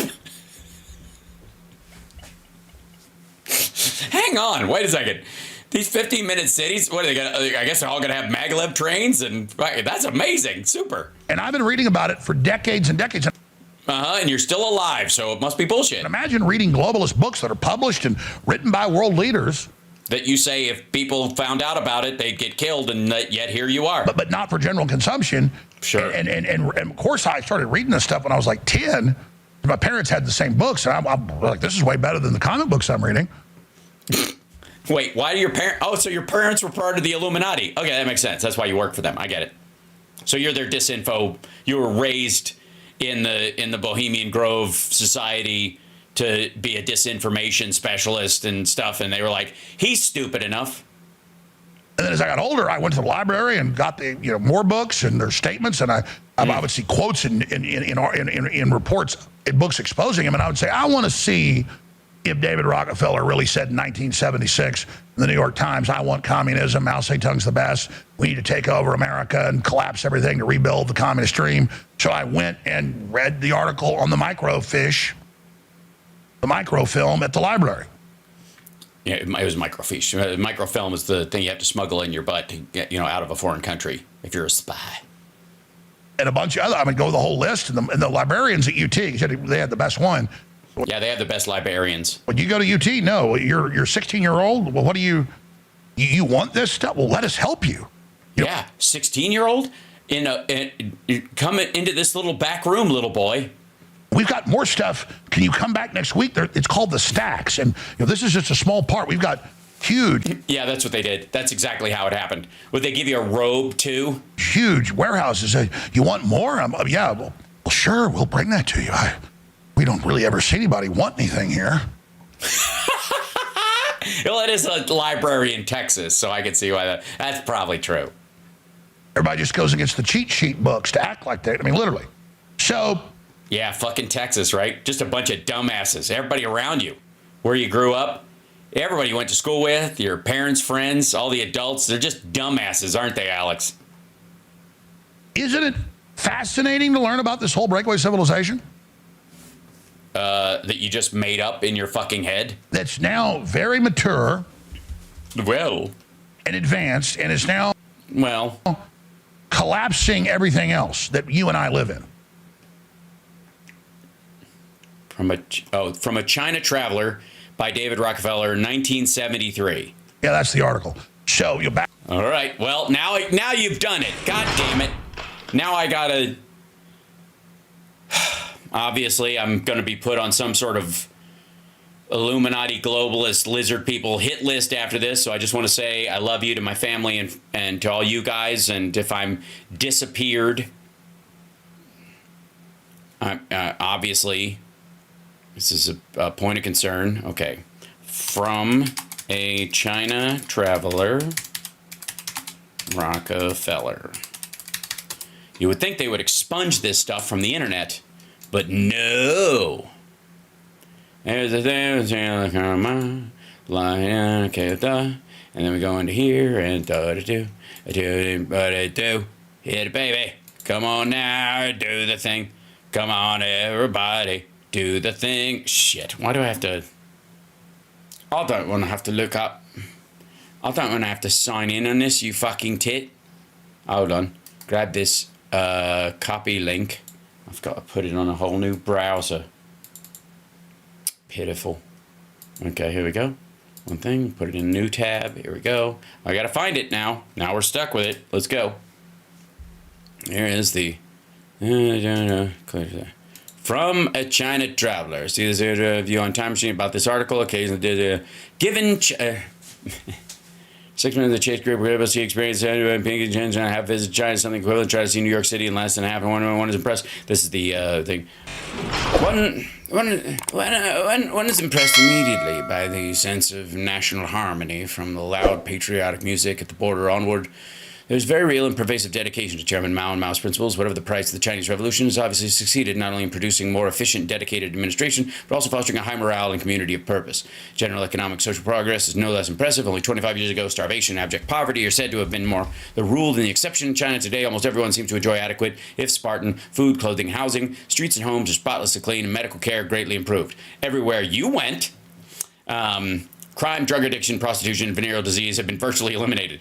And he knows because I guess the assumption is where goeth prostitution, there goeth venereal disease. I mean, is this what you asked about? Yikes. Doors are routinely left unlocked. It's because they don't have locks. Rapid strides are being made in agriculture, reforestation, industry, and education. 80% of school children now attend primary school, compared with 20% just 10 years ago. Again, these are just the Chinese Communist Party's numbers, and he's just barking them back. Each step of the trip was choreographed precisely by our hosts. Yeah, that would be the dead giveaway. Nothing has changed. And though virtually all our requests were granted, we clearly saw what they wanted us to. That would be the other dead giveaway. Still, there was little sense of constant security found in some of our Still, there was little sense of the constant security found in some other communist countries. Issues such as Taiwan and Cambodia evoke strong positions, but conversation does not founder on ideological shoals. The Chinese seem convinced of it. Despite the constant impression of progress, however, some gray areas and basic contradictions also emerge. 3 major questions remain in my mind. First, can individuality and creativity continue to be contained to the degree they are now in a nation with such a rich cultural heritage? No. We now know the answer to that question. This doesn't sound like a question that Alex was thought was in this. Yikes. All right. Enormous social advances of China have benefited greatly from the singleness of ideology and purpose, but a stiff price has been paid in terms of cultural and intellectual constraint. There are only 8 different theatrical productions in the entire country. Universities are rigorously politicized, with little room for inquiry unrelated to Chairman Mao's thought. Freedom to travel and change jobs is restricted. When asked about personal creativity, one ceramics craftsman answered there was not time for individual art if the masses were to be served. These masses, not masses, but very little difference in how it actually worked out. Second, will the highly decentralized Chinese economy be able to adapt successfully to expanded foreign trade and technological improvements? Yes, they centralized it. Considering, and it adapted greatly, but they turned it into a single funnel. Considering the problems to be overcome, economic growth in China over the last 25 years has been quite remarkable, with an annual raise, blah, blah, blah. These results have depended largely on wise emphasis on agriculture and policy of decentralized balanced industrial development. The industrial spread reflects strategic factors, labor-abundant nature of country, blah, blah, blah. Third, are we and the Chinese prepared to accept our very real differences and still proceed towards a closer mutual understanding that must be the basis of substantive future contact, meaning they're communists and we're not, and all this stuff as well. I fear, too, that too often the true significance and potential of our new relationship with China has been obscured by the novelty of it all. We're just so excited about pandas and ping pong that we're looking past the fact that the place is communist and yada yada. Gymnastics and elaborate dinners have captivated our imagination. I suspect the Chinese are equally intrigued by some of our more novel capitalistic ways. Minus, I guess, VD and prostitution. In fact, of course, we are experiencing a much more fundamental phenomenon. The Chinese, for their part, are faced with an altering a primarily inward focus. We are faced with the realization we have largely ignored a country with 1/4 of the world's population when one considers the profound differences. The social experiment in China under Chairman Mao's leadership is one of the most important and successful in human history. How extensively China opens up and how the world interprets and reacts to the social innovations and lifestyles she has developed is certain to have profound impact on the future of many nations. Yeah, he turned around the story of starvation and turned it into a lie of abundance. And the articles about him concerned. What the fuck did Alex just say? What did he say? I don't want to get into more of this asshole than we have to. You want this stuff? Well, let us help you. We've got more stuff. Can you come back next week? It's called the stacks. And this is just a small part. We've got huge warehouses. You want more? Yeah, well, sure, we'll bring that to you. Sorry, subversive librarians tried to let a 16-year-old look at the shit the Illuminati didn't want him to see. We don't really ever see anybody want anything here. Everybody just goes against the cheat sheet books to act like that. I mean, literally. So, isn't it fascinating to learn about this whole breakaway civilization that's now very mature and advanced and is now collapsing everything else that you and I live in? Yeah, that's the article. So back then, there was another one in 76 you wrote too. There's two of them, but back then you had to go to the library. I couldn't just punch that up at the New York Times. So. Yeah, by the way, that would be the result of a totally repressive society putting all old newspapers on the internet for everyone to look at, whether they're American or not. It's amazing. It's like 1984 actually happened. In reverse. I think you're like me. Imagine I'm 15, 16, 17, 18, just... Yeah. No one wants to hang out with you. You're hanging around the library. The librarians want to take you into the back and show you the stacks. In between work and school and dating. Yeah, I mean, you obviously had a lot of free time. It wasn't like I was just a bookworm, but I was staying up almost every night for hours. Just like it got more and more fascinating. And I'd say, surely this, was a monthly subscriber to the New American Magazine. I'm not a subscriber, and don't call me Shirley. John Birchers, and I would just say, is it really true that this guy said this in front of the Senate, and then I would go actually get the book they wrote? Yeah, I just looked at the article you were talking about, Dickwad, and it sounds exactly like what a capitalist going to China would say. Like, oh, it's impressive that they brought a bunch of their people out of poverty, but it's clear they showed us what they want, and it remains to be seen whether we'll actually get along and how open they'll actually be. That was a pretty moderate fucking article. And I'd read in a book or an article. Yeah, I forget what it was. What's the difference? Is there a difference? I don't think so. Or like a Tex Mars article. That a place in Bohemian Grove, and they do Druidic rituals, and... Jesus Christ. I'm done. I'm so fucking over this shit. I'm like... I've a generalized rule in these situations. I'm not going to chase down, rando bullshit from people like him. Good Lord. Can we go from one dunce to the next? Shit, this will at least be shorter. It has to be. Motherfucker. By the way, you're watching House Sparks Mega Worldwide. for the record, if I may, I hope Alex sees this clip, and specifically this part. Alex, you're a tool. You're either a liar or an absolute asshat. I think there's a good mix of both. And you've managed to be an asshat who monetizes lies.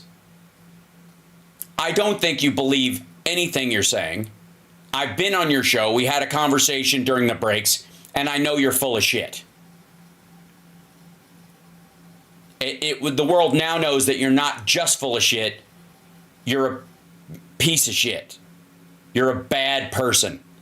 You are not a good human. You're terrible. And you're also gullible and I guess Machiavellian in your own idiocy. Jesus. This is the most intellectually lazy horseshit. And the fact that some people suck it up, again, who is more foolish, the fool or the fool who follows him? It's hard to tell with Alex. Bill, I was going to bid on the desk, and then the Onion stepped in, and now the deal has been halted. I might have another shot at it. I'm just saying. Now, let's check in on Rusty Trombone real quick. I know I went longer with that last clip than I had wanted to. Don't forget, subscribe, share, please do. This is, I don't know what the fuck is going on here. Also, can we just get over the fucking 2 cultural references these dumb motherfuckers have? It's either They Live or 1984. All the fucking time. Both of them 90s-ish nihilist nonsense in how they're portrayed, how they kind of gained ground in the American zeitgeist. The only 1984 people need to focus on is the Van Halen record. Because as 1984 was a cautionary tale, it does not apply to our life at all. Okay, here we go. The United States will work with our partners and the stakeholders in Syria to help them seize an opportunity. Part of the ridiculousness of this story, guys, is you've even got different apparent nativist groups, like rebel groups, one funded by the CIA, one funded by the FBI, all fighting. What? Well, first of all, why would the FBI and the CIA fund different groups? Is this infighting? Is all of this? Does the Syria conflict boil down to infighting between the FBI and the CIA? The fuck out of here. No, they're not. One another. By the way, those of you who don't know, this is Rusty Trombone, a.k.a. hippie Alex Jones. A bit Judean People's Front. Watch The Life of Brian to get that reference. Are you the Judean People's Front? Also, we've already watched it. We're way ahead of you. Stop trying to, like, dunk on people with cultural references you don't even truly appreciate. Fuck off. What? Well, the People's Front of Judea. Where various radical groups, all claiming to be fighting for the independence of a nation, are actually sponsored by colonial and imperialist interests that are seated and centralized elsewhere. And remember, just so you know, just in case. By the way, that's not the story at all. That's not the story amongst the Judean People's Front and the People's Front of Judea and any of those groups in Life of Brian. That's not that subplot. Is they're not working for the Romans. They're just stupid and don't realize how much the Romans gave them. And it's kind of ironic when they start talking about all the things they would lose if the Romans were driven out. Case you don't know this about me, when we talk about American interests and American agencies, as the world now knows, it's not an attack on the American people or the Yeah, it is. American Constitution. Yes, it is. Or America herself. Yeah, it is. It's an attack on the organizations and groups, deep state, corporate or globalist, that use the energy of the American people. Oh, our natural gas? The power of the American people to pursue imperialist interests. What imperialist interests? It is Donald Trump who says we should keep the oil. Democrats are full on against it and view it as a war crime. It's happened in the past in Iraq, it's happened in the past in Korea, it's happened in the past in Vietnam. Is it happening right now between Ukraine and Russia? Hey, does anybody remember when England did any imperialist stuff ever? I'm just saying, if you're going to talk about like manipulating people for political ends or worldwide dominance is an idea. The British Empire being a thing. Anybody know anything about that? I mean, while he's casting aspersions. Are there corporatist, globalist interests taking place there now? Let me know in the comments and chat. Yeah, just do this to drive up my content, and so that when we pay for all these people to do all the little things that we put all the fake bot posts on here, that at least I can point to, that was the moment I asked for it, so they show up just then, so I can't get knocked by YouTube for hiring people to post bullshit to fake the algorithm. And are events in Syria not just independent, dislocated events, or are they somehow connected to globalist, corporatist interests that tend to be centered and focused on the relationships between America's deep state and the military-industrial complex? Or could the events in Syria during the entire run of the Assad regime, especially Bashar al-Assad, the younger, could be imperial adventurism by Russia that artificially created a bulwark against the rebel groups or the natural Syrians there, and that as that fell apart, they got driven out because the Russian Empire is receding, because they've got globalist ED in Russia, apparently. And their machinations and misadventures around the world. No. How about that? No. Let's get into it and try. Yeah, let's get into it. Try to understand it.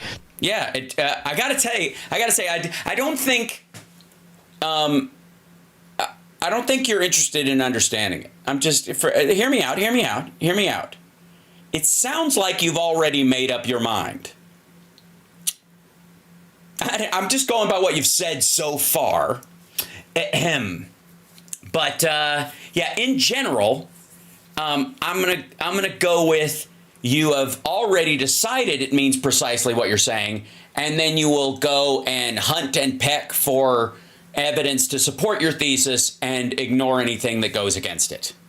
This is the feeling that I have. Together. So here's a headline. In Syria, militias armed by the Pentagon fight those armed by the CIA. How amazing. And here we go. Okay. Which armed group was war in Syria? Wall Street, Maeve. Okay. Let's look at the article. I love it. Hold on. I got to grab this thing, move it over here. This is LA Times. In Syria, militias armed by the Pentagon. Whoops. Let's see. Syria's newly economic country, but Pentagon 18. Why America's Kurdish allies are under threat. And they said carry out striking militia and Syria militia arms. Okay, yeah. Oh, I thought that looked a little weird. So I looked at the date on this, and it's December 9th, 2024, right? You see this? See this picture? Which armed group won the war in Syria? The one backed by the CIA or the one backed by the Pentagon? Or was it the group backed by Saudi Arabia or was it ISIS? I'm so confused. LA Times and then this post. This article is from 2016. Syrian militants, armed by different parts of the U.S. war machine, have begun to fight each other on the plains between the besieged city of Aleppo and the Turkish border, highlighting how little control U.S. intelligence officers and military planners have over the groups. How little control. That's adorable. That doesn't fuck your narrative, does it, Rusty? U.S. intelligence officers and military planners have over the groups they have financed and trained in the bitter 5-year-old civil war. The fighting has intensified over the last 2 months as CIA armed units and Pentagon armed ones have repeatedly shot at each other while maneuvering through contested territory on the northern outskirts of Aleppo. U.S. officials and rebel leaders have confirmed. So obviously a huge secret on both sides. In mid-February, a CIA armed called Fursan al-Haq, or Knights of Righteousness, was run out of the town of Maria, about 20 miles north of Aleppo, by Pentagon-backed Syrian Democratic forces moving in from the Kurdish-controlled areas to the east. And by the way, this is the group that eventually took over. So obviously the Pentagon is doing better than the CIA armed. Also, CIA armed, again, citation needed. Any faction that attacks us, regardless of where it gets support, we will fight it. Major Faraz Bayoush, a leader of Fursan al-Haq, said in an interview.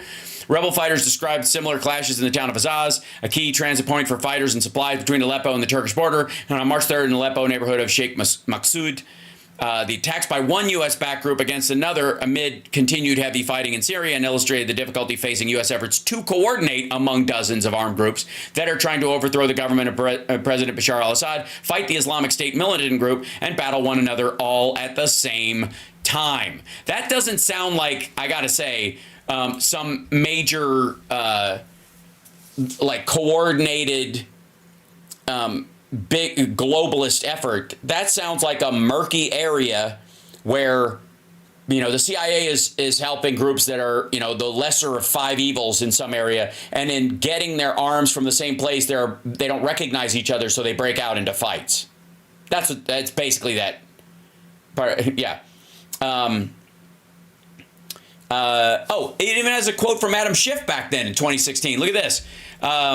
It's an enormous challenge, said Rep. Adam Schiff, Democrat of Burbank, the top Democrat on the House Intelligence Committee, who described the clashes between U.S. supporter groups as a fairly new phenomenon. It's part of the three-dimensional chess that is the Syrian battlefield. He said the area in northern Syria around Aleppo, the country's second largest city, features not only a war between the Assad government and its opponents, but also periodic battles against Islamic State militants who control much of eastern Syria, and some territory to the northwest of the city, and a long-standing tensions among the ethnic groups that inhabit the area: Arabs, Kurds, and Turkmen.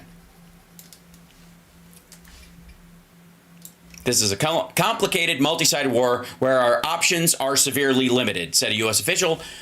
We know we need a partner on the ground. We can't defeat ISIL. Again, we talked about that. That's ISIS in the Levant.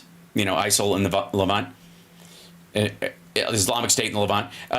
Without part of the equation, so we keep trying to forge relationships. There you go. ISIL is an acronym for Islamic State, but it's in the Levant. That's the important part. Okay. Guess what? The good news is you're funding both sides of No, we are not. that argument, because No, we are not. the Pentagon are using your tax dollars and the CIA are using your In 2016. tax dollars. Yeah, no. I bet you anything this motherfucker thinks that tweet is from this week. That article that he referenced in that tweet is recent. Is a new article. Now, some of you will have long enough memories to know that Julian Assange, way back in 2017, revealed There's a weird edit there. that there was sponsorship and involvement between the US government and various Middle Eastern terrorist organizations. We'll be covering.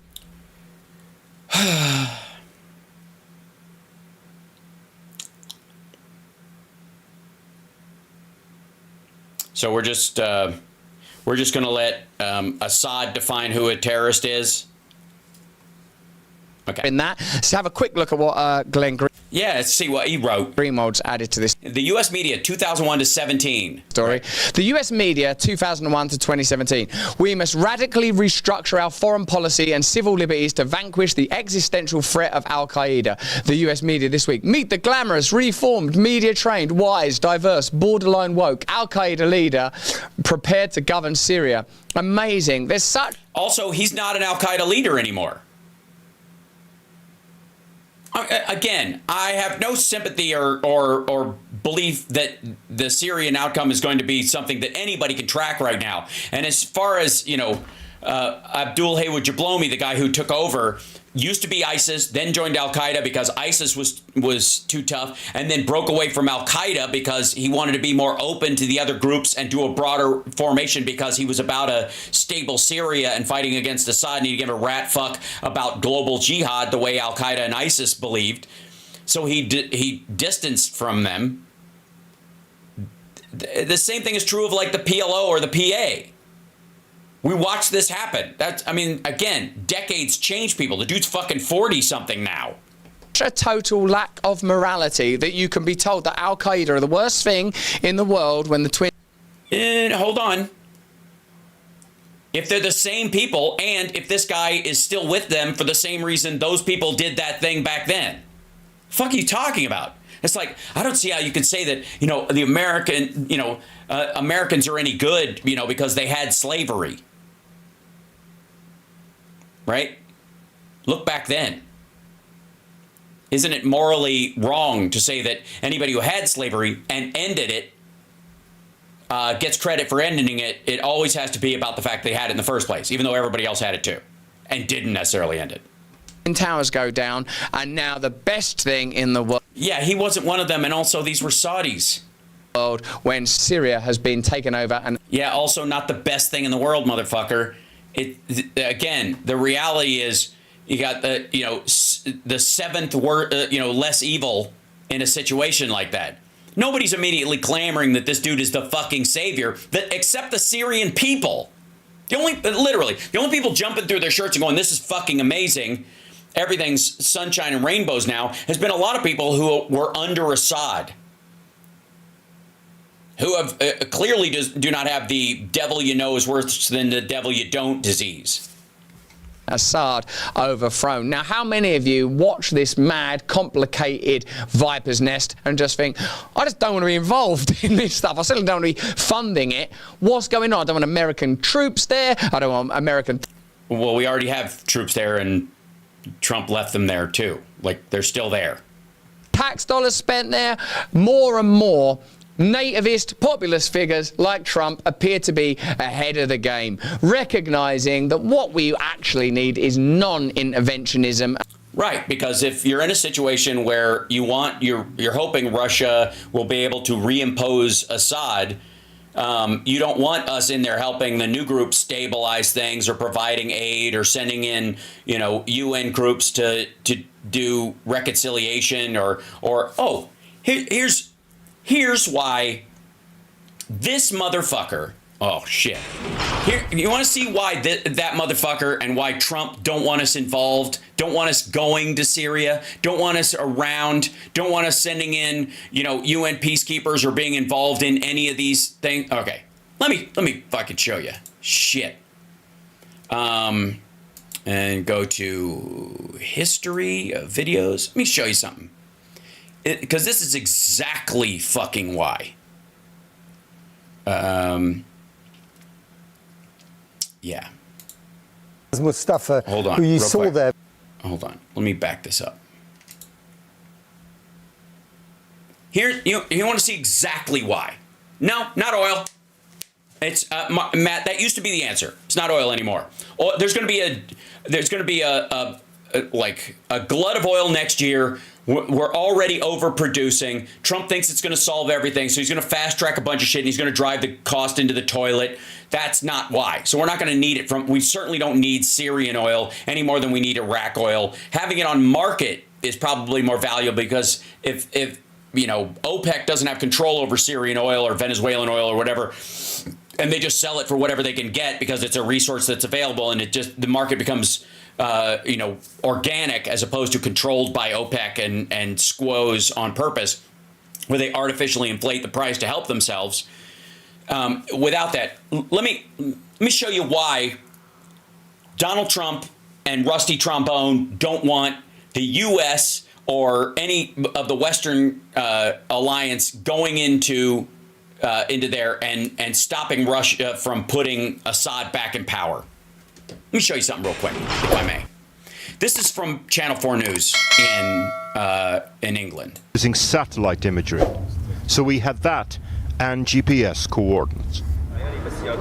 Outside the city, we stopped at a petrol station, asked for directions. 50 years of deadly oppression meant at first they weren't forthcoming. They still fear us. It's 55 years of being terrified. They're asking for directions to a mass grave. With the local They dug over there with trucks. They would bring them to the door, take them out, and bury them here.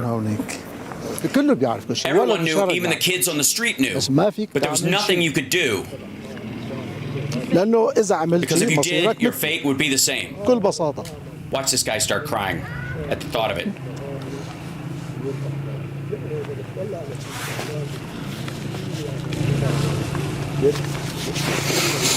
الحمد لله فرجت. We thank God we're free from this. الحمد لله فرجت على الأمة. ظلم وانزال. It was a great wrong. تحب تشوف الموقع؟ Do you want to go see it? Okay, so this is the primary. So This was okay, real quick. This is in between these two gravestones. They just buried a chunk of people, just like they'd come up here with a refrigerator truck and dump 10 or 12 bodies into the ground in one spot. This is down the block from this guy. His kids played around here, and they all have to pretend it's not happening or they'll get killed too. This isn't even the beginning of it. Fuck Russell Brand and his bullshit. And I'll show you exactly why they don't want us in there. Not troops, not fighting groups. We don't need that. It wouldn't be called for anyways, and it's unnecessary at this point. What they will need is humanitarian aid, and they will need reconciliation groups and scientific teams, and I'll show you exactly fucking why. the first plot between two headstones. Within that year, half the cemetery became an unmarked grave. هاي التلة من هون From here to over there. صورها بالاتجاهات من هون لهون هالتلة العالي يعني هاي about 20 meters 20 متر جابوا تريكس حفروها. See those lumps in the ground? صار جيبوا الجثث وزتوا They فيها. brought diggers in to dig around, and then they brought the corpses. بعدين ردموها. A while after they covered the bodies, a smell would emerge. طبعا بعد الردم الجثث فسخت سلتت. And then the laborers would have to come back to cover graves so the smell fades. So this site was sort of ground zero when it comes to the mass graves all around here. So let's start here. How many people do you think are buried underneath this patch of ground? طبعا نحن يعني We بتتوقع can only estimate how many times they على came here. حسب عداد المرات اللي جابوا فيها كم نقلة جابوا. So if they brought 30 refrigerated lorries and each one had 20 or 30 bodies, 3 10 20 اذا كل مثلا 10 برات كل برات هي 20 30 في 300 you're 400 looking at 300 or 400 bodies. توقع. But it's only an estimate. You're not allowed to look. نحن Okay, so this is just the start. Let me, and this motherfucker, bless these people's hearts because they're talking about what they saw. This is that grave. You can see the other end. They just stopped marking graves and just started filling the land in. That's not even close to. So this is the site they eventually get to. See this area with the wall? That's a grave site. The wall around it blocks in so that you wouldn't see them excavating the area.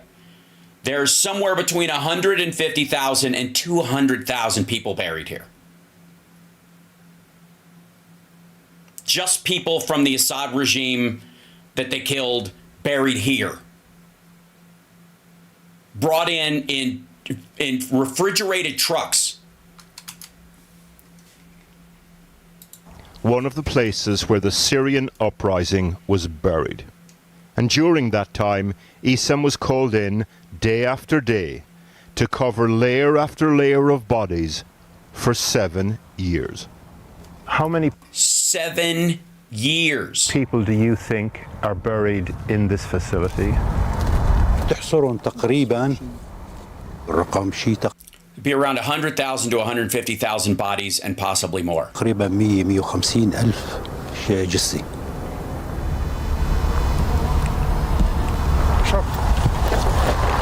So because the thing fell, they've broken into these places all over, and some of them have tracked records from the prison as to where the bodies were dumped because they kept records of them. So that's how they found some of these sites. Some of them were just open secrets like the other ones, and the other ones they had to, find out through government records that were taken.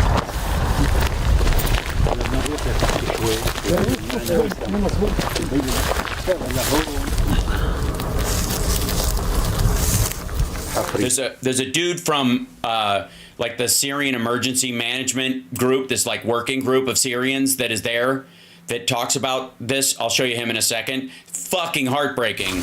The 1 meter, the 1 meter one is definitely here. If they brought a digger, we'd be able to see the bodies because it's not very deep.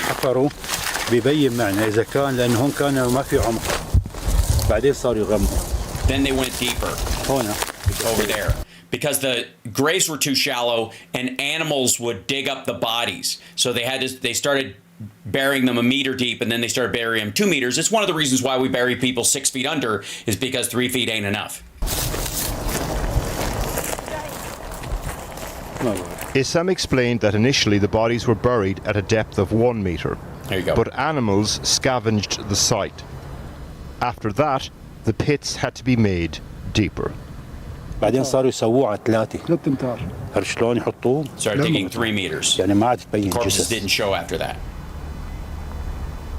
There are reports that the number of people buried here is much higher than 150,000. By the way, anytime you find Putin aligned with a government, you find sites like this. I want to remind everybody of all the things that we were horrified that our military participated in Iraq and Afghanistan, for example. And rightly so. The things that we were outraged by, and we were like, no more, not in our name. The things we marched about, the things we brought to an end. Think about that. Think about all the things that we were horrified by. And think about them in terms of the scale of what that was compared to this.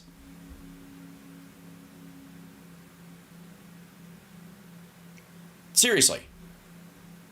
Think what, if you're a Russian, what you've got to, you either got to let slide or you must believe about your government to find this out. Because they backed Assad all during this time.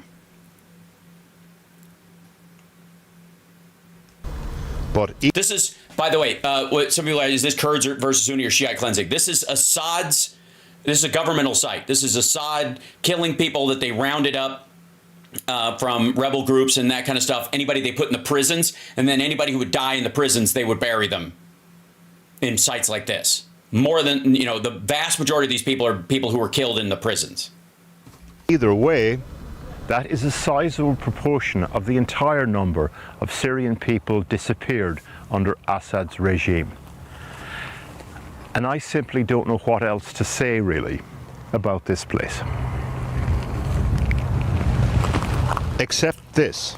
Yeah, they show an aerial shot. Look how big this Here is. is the true size of this mass grave.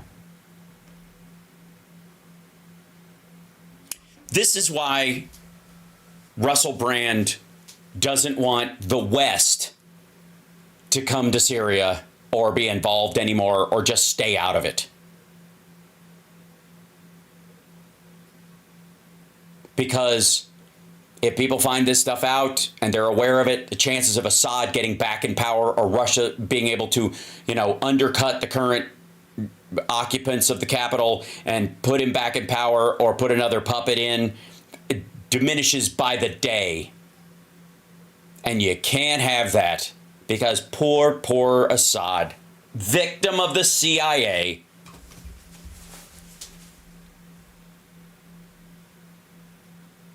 And here is exactly what these men saw here, in their own words for the first time. Hard to hear, but needs saying. Once I saw a woman, she was wearing sports clothes. سيدة واحدة لابسة بيجامة الرياضة قالوا عنها لاعب جمباز. They said she was a gymnast. سورية. She was Syrian. دفنوها لأنه لفتت They نظري buried إنه her عم here. ينزلوا. I noticed she was still in her gym clothes. طلب الأطفائية من الطائفين. They had to call the fire brigade once because over 100 bodies were frozen together. This is in a truck. This is not in the ground or something, just to be clear. جثث من كتر ما متجمدة صايرة كتلة واحدة أكثر من 100 جثة شدوها They حاولوا tried to pull the يشدوها bodies ما apart, but they couldn't. نزلت. جابوا الأطفائية لحلوا الثلج Fire عنا brigade thawed out the bodies until the ice melted. لذابت الثلج عنهم Then they were بعدين able to pull the نزلت. bodies apart in order to bury them. As we left, So this guy, bless his heart, man, he's trying to figure out a way to, like, he's been part of this, like, now that Assad's gone, he's been fighting against Assad for a long time, just from a, you know, a non-violent, you know, working with NGOs and governmental organizations, just trying to draw attention from the world and that kind of stuff. He works with that organization. Now they've been kind of put in charge by the rebel group that took over to try and figure out where everybody went, where the bodies are buried. Listen to this for a second. Moaz Mustafa from the Syrian Emergency Task Force arrived. Himself and his team have made exposing what happened here their life's work. It was the first time he'd set foot on the site. Where are the forensic teams? Where are the governments and the experts that can help us, number one, secure these places, help us understand how do you exhume bodies from mass graves? How do you take DNA samples for the many families still looking for their loved ones, even mine? And my uncle could be underneath my feet right now. My friends could be, and so many others. Fuck, man. So, you get why I get, like, riled up. Because this fucking dirtbag wants to, like, from the warm side of a bay window, sitting on a pile of millions of dollars, running from 4 rape charges, wants to dictate morality to the rest of the world. Because, you know, in the push to get ISIS out of the country, which, by the way, helped Assad too, because ISIS wanted to depose him as well, but they just wanted to depose fucking everybody. That's what made them a problem. We don't get involved in a bunch of these areas if it's not up to us who's in charge of a place. That's up to the country. But if the person that's trying to take over wants to spill across its borders and kill other people, that becomes everybody's problem all of a sudden. I don't see anything morally wrong with that. Neither did Assad. Neither did the Russians. This is the one thing we shared with the Russians was fighting ISIS. The problem was, why were you there? They were fighting ISIS not to protect the world from ISIS, but to protect Assad from ISIS.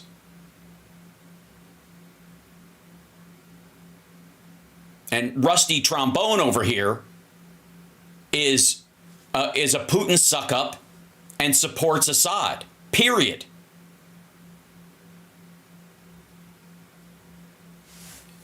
And if I have to be honest, I'm starting to question his religious turn to Christianity. I don't think it's 100% honest or real. Unless American interests, inverted commas, are truly at threat. When American interests become imperial colonial interests that are nothing to do with the American people, that's when you find yourself in unnecessary wars. Yeah, again, what's our imperialist interest against ISIS? For real? Did we take, do we want to own Syria? Are we making it the 51st state? No. Was our goal to do that with Afghanistan even? No. While we were there, did women start to have rights again and stuff? And as soon as we left, did it fall to the Taliban and they reverted back to what they were doing? Yep. Is it morally our responsibility or our interest if that happens in another country, you know, in Afghanistan versus any other country where it happens? No, it's up to the people of that country. But in a certain circumstance where there's an aggressor and a victim, and you don't act when you can, you're on the side of the aggressor.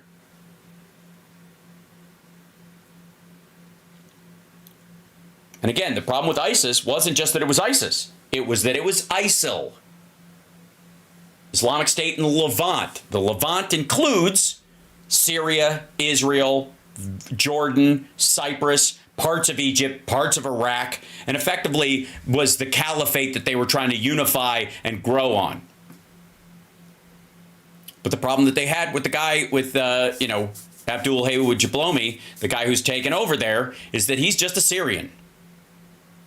All he wants is a stable Syria, and was fighting against Assad and was like, fuck this whole like world jihad thing. That's your business. That's why he broke away. Do I think he's a good guy? I have no way of knowing. Neither does he. No one with any brains about what's going on in Syria, or any real care about it, would assume that it's going to work out under this guy in any way. All they do know is that Assad was a monster and he was doing terrible shit. And he wasn't knocked off by shock and awe. As a matter of fact, it was a huge fucking surprise to anybody in the, allegedly in the American intelligence community, at least in terms of us being involved in it in any ways, is that the Turks, largely, who are funding the Syrian Democratic Forces as well, didn't expect them to make a run for Aleppo. Nobody did, which is why it worked. Even Assad was like, they wouldn't try that. That couldn't possibly work. And they were lulled into a false sense of security. At the same time, the Russians had basically bugged out of a bunch of places, thinking, nah, it's nothing. It's pretty much in stasis, and we need every possible gun pointed at a Ukrainian that we possibly can. So they pulled out. And they were on a skeleton crew when the shit went down, and so they bugged out and ran away. That's what happened. It wasn't the CIA fighting the fucking Pentagon. What a moron. Dive into this in some depth, looking first of all about that Joe Biden... Some depth. ...is of course suggesting, as well as the Pentagon funding one side, the CIA funding another. Nope, not happening. They're not. These aren't sides in this particular instance. Even the groups that were fighting ISIS and didn't know who they were shooting at, which is what they're talking about in that article largely, or like little turf wars between subgroups, is not both sides of the situation. You know what both sides would be? That the Pentagon was funding the rebel groups and the CIA would be funding Assad. That's the sides in this situation. Joe Biden wants you to send aid and support to... Yeah, fuck those people. Those poor, why would we send aid and support? Again, reconciliation teams, scientists, investigators. That's, by the way, why the FBI is involved in this. Is probably where he thinks the FBI is going, because the FBI does have an amazing investigative arm that is sadly very good at dealing with mass graves and mass murder sites.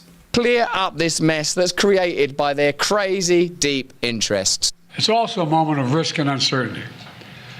As we all turn to the question of what comes next, the United States will work with our partners and the stakeholders in Syria to help them seize an opportunity. Stakeholders is such an extraordinary piece of language to use when talking about imperialism and colonialism.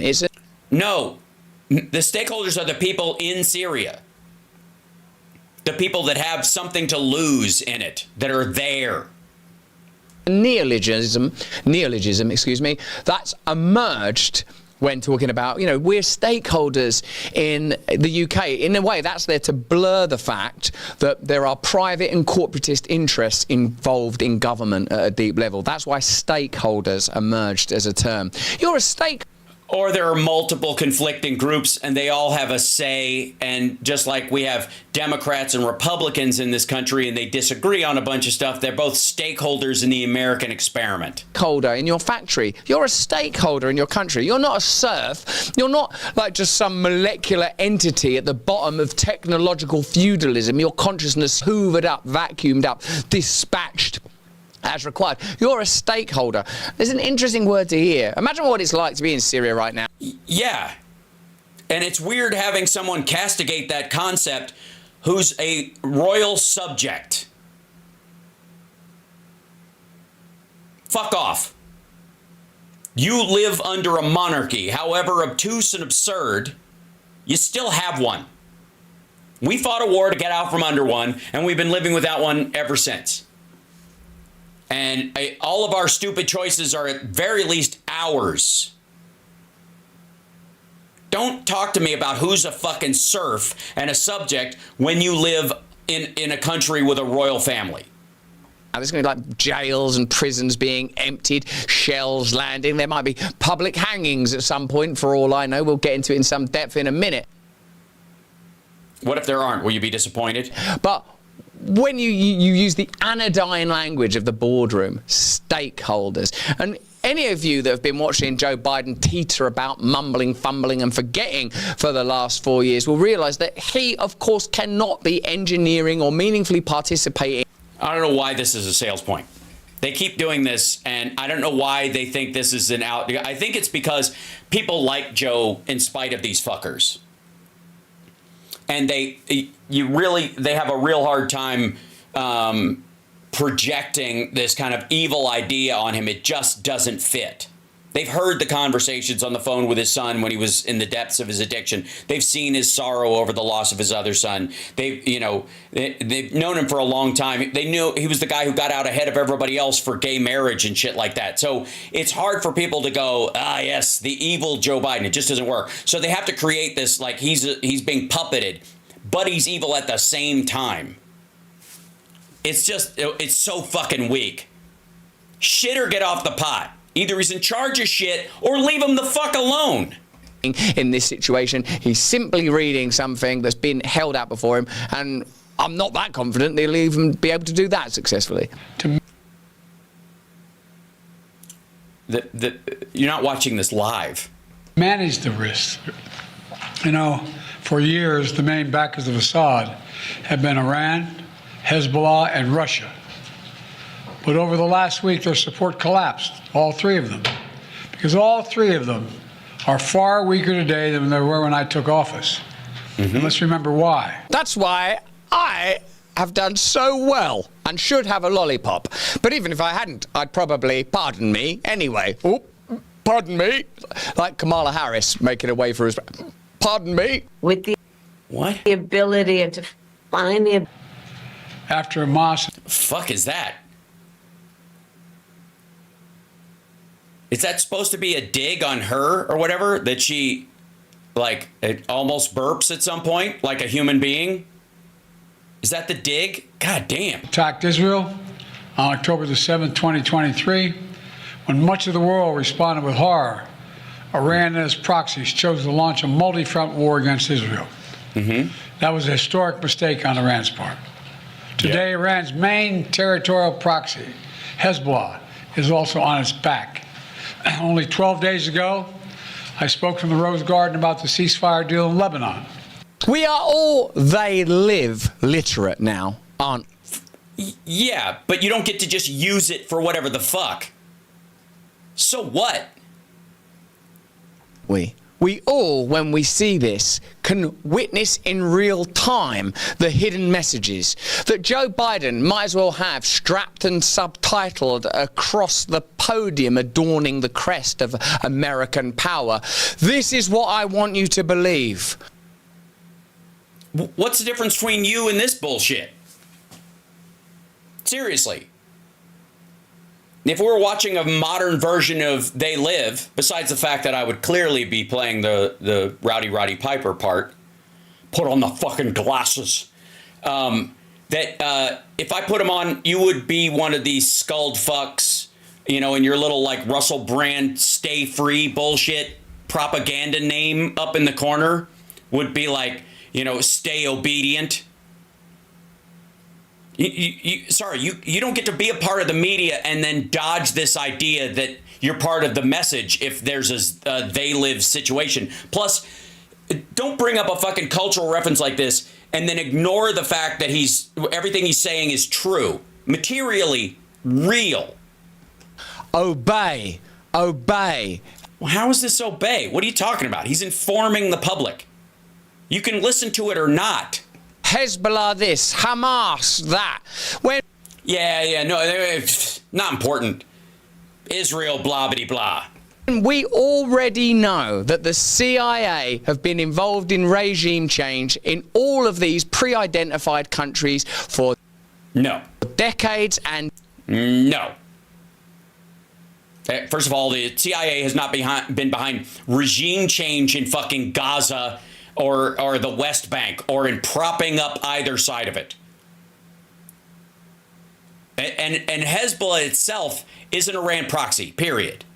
There's no question about this. We haven't been like, as much as you might say, like, the jump around of, like, getting people to separate from ISIS, driving wedges between them and all that kind of stuff because of the danger of Al-Qaeda linking a bunch of disparate groups together, that the CIA, that's their main gig. How do you keep bad people from linking up and doing worse shit?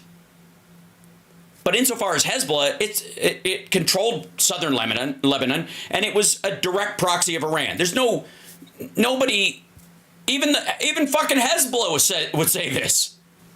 Decades, if they were still alive, that there are imperialist interests playing out throughout this drama. Like what? Seriously, how is the U.S. going to annex Syria? What's our imperialist plan to hold on to Syria? There isn't one. The best thing that's in the interest of the American people in terms of Syria, if you want to look long-term, for real, if you want to look long-term at this, it's the fact that Saudi oil and gas could go through a pipeline through Jordan and Syria and Turkey into Europe and bypass the strength of Russia. And so Russia's grip on Europe would be lessened because they would have another cheap source of oil and gas. That's the primary value that the U.S., if you want to talk about U.S. interest in Syria, that's it. And a stable, healthy Syria is the only way that fucking happens. It doesn't happen under an Assad related regime. It doesn't happen under a new Saddam Hussein type running the fucking place. It certainly doesn't happen with disparate fucking groups fighting each other.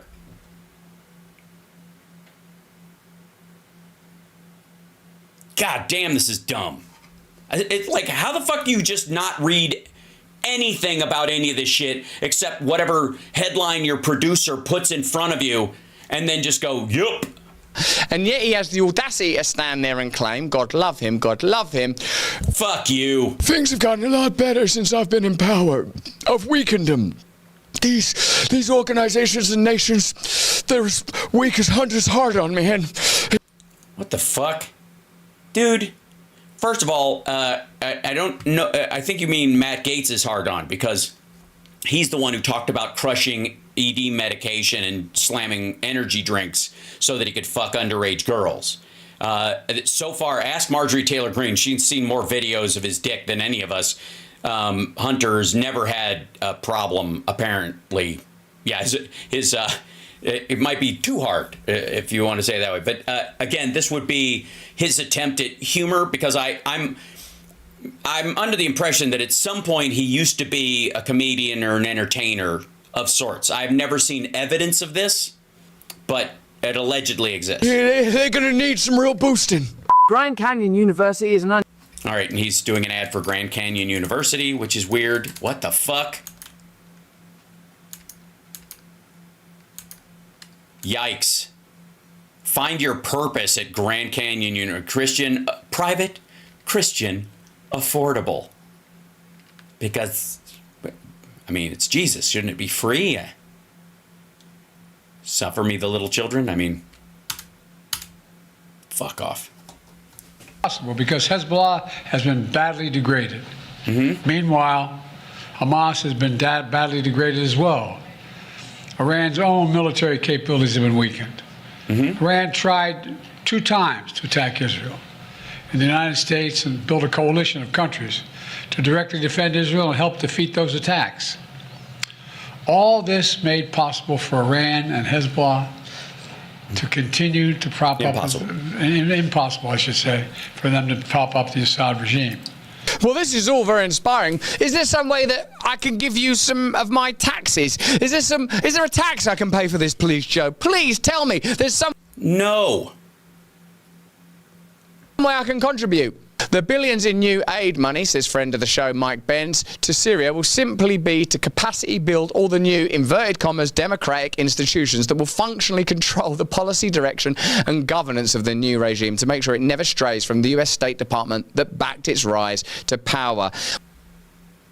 I don't know. Are you just going to, like, read douchebag tweets all the fucking time? What a fascinating revelation from the... Yeah, not a revelation, just an opinion from some dickhead on Twitter. The great Mike Benz.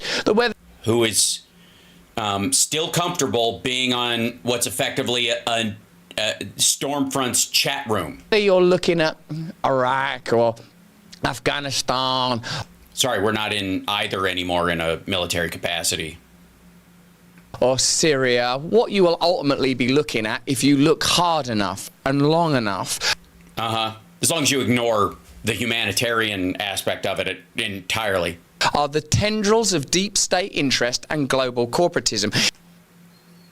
Well, then why are we leaving? Why did we even get out of Afghanistan? Why did Joe Biden get us out? If the whole point is tendrils, I mean, Donald Trump wanted to stay. He wanted to keep Bagram. He said so. So I guess the deep state won when Trump got in is the idea? Because Trump's more than likely going to order us to seize Bagram again and keep it. How long do you think it is in his first year before he does that? He sends troops in to retake Bagram. What do you think? By the end of the first year, midway through the summer, when he needs a distraction, think that'll be his wag the dog? In a way, new media has cracked open and slit the fascia of their deception and peeled it away. So we can now see the musculature of the body of global corruption. We now know that this... No, you don't. Story may vary. Oh, this one's Iron Man, this one's Spider-Man, this one's Hulk. But ultimately, you're going to get some sort of loner ultimately encountering a new special power before manifesting the deep potency that lurked within them. What I'm saying is... Yeah, please explain, because you lost us. Are you having a mini stroke? This is a format and a formula. The specifics might alter between Ukraine, Iraq, Afghanistan, Vietnam, Korea. But if you look long enough and hard enough, what you will see are the powers that call themselves America but never were and can never be representative of the interests of American people, because what we've seen now for... You mean like you? A powerful mandate at the last election is that American people don't want... Mandate? He got 1.5% more in the popular vote. He got less than Hillary Clinton did. To be involved anymore in Middle Eastern meddling and disaster. American people don't want to spend billions of dollars in aid. It seems like what American... Yeah, I think that's the key.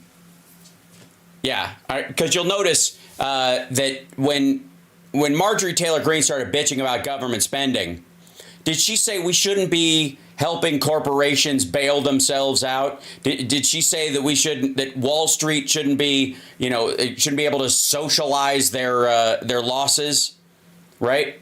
Did she go there? No, she started bitching about, us helping fund toilets in parts of Africa so people don't die of septicemia. That's what she attacked, and that's what he's attacking.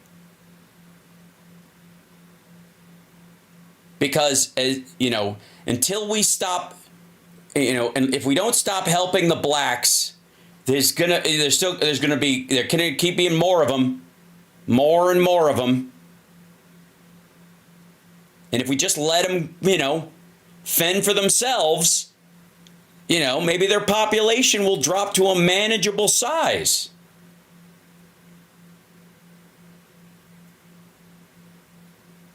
And who cares if, we spend billions of dollars shoring up corporations in the United States that should be able to stand on their own?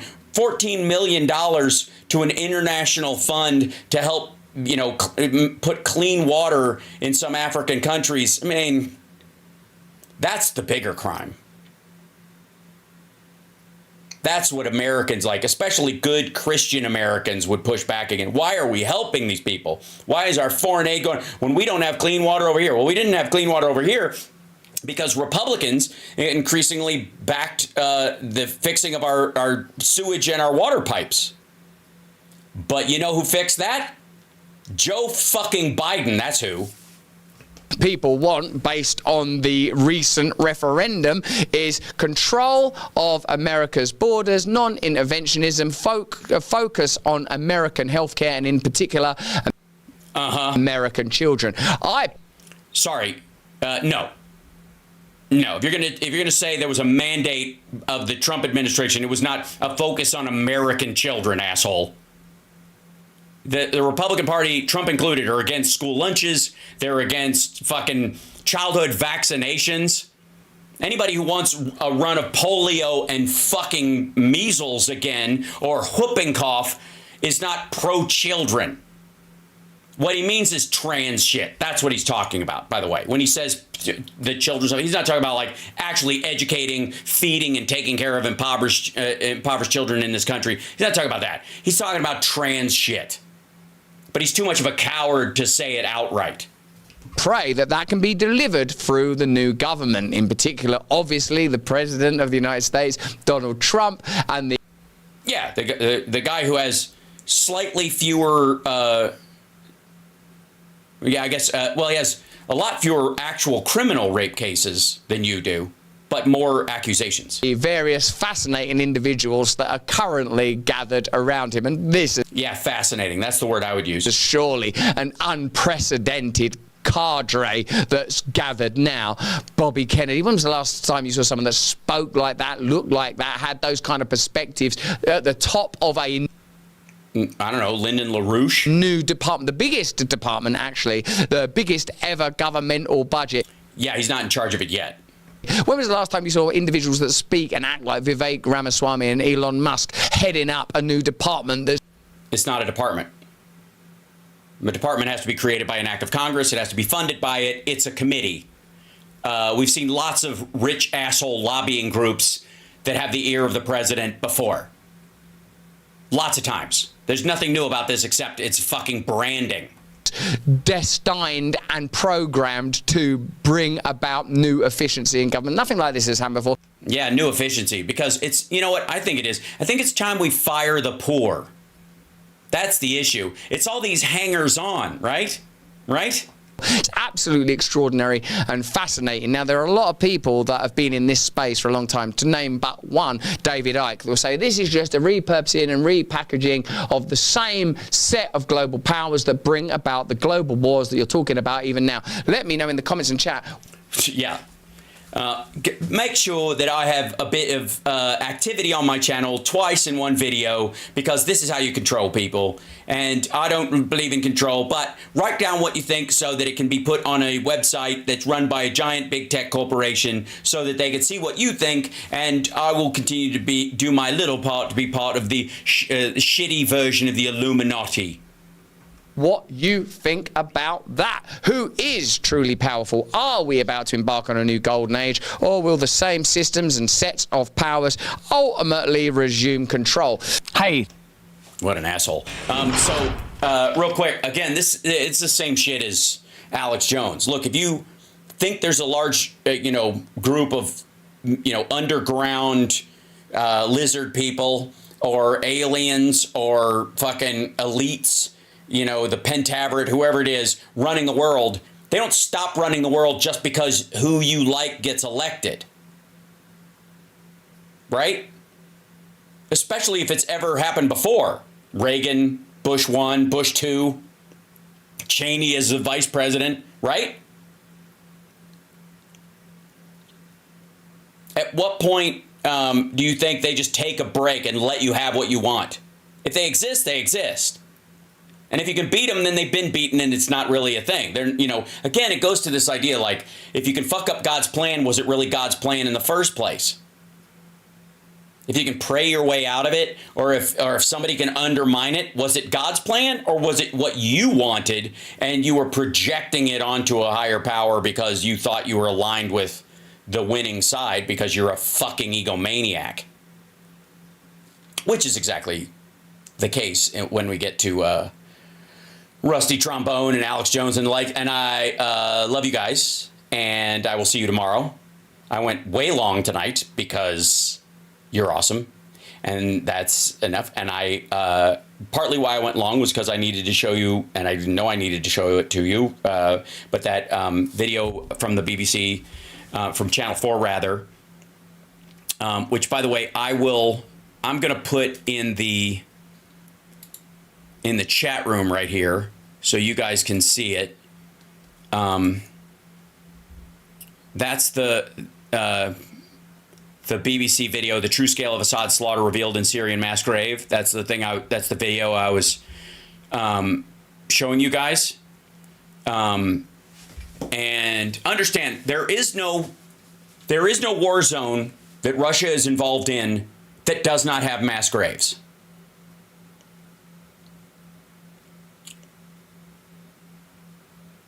Just and again, where there may have been some that the American military was involved in, they were on the other side of the fight. We were not fighting for the side that made mass graves, for the record.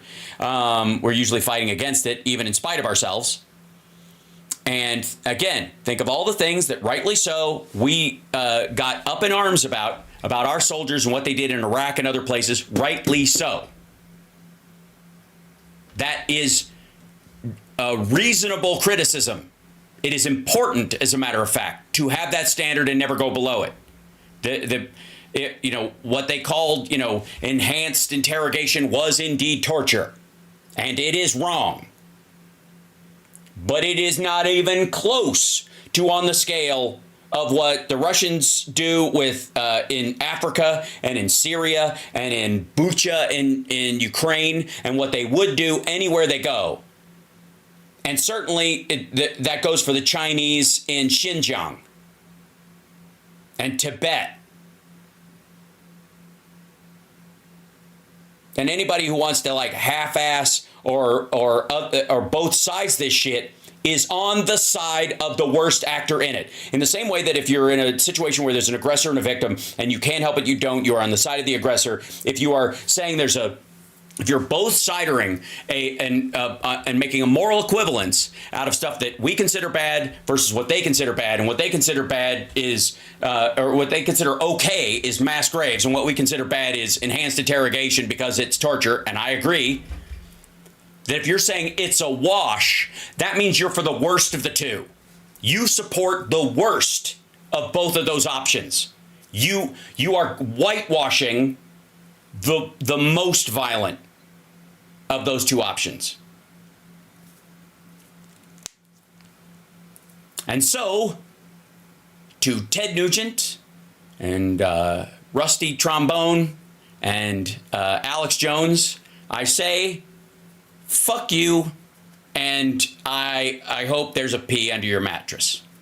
And to everybody else who's been watching, I adore you. I thank you. Share the show, etc., and we'll see you soon and all that stuff. And I God help us that we're going to have to hear these.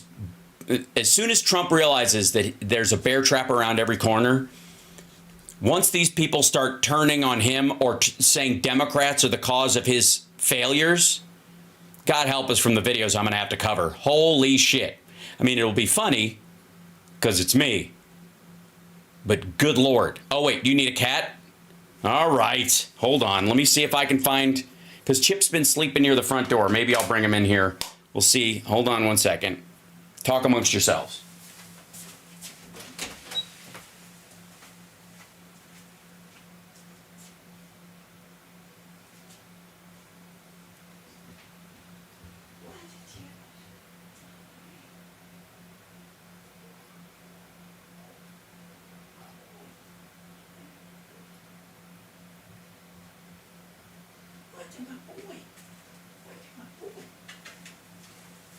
What's happening? What's going on? It's Chipper.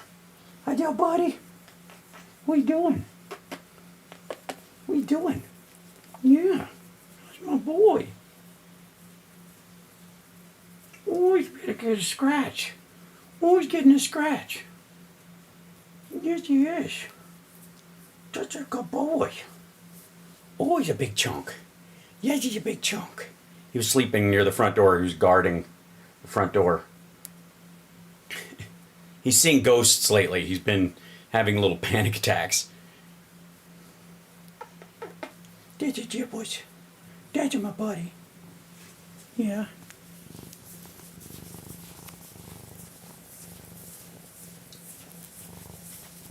There you go.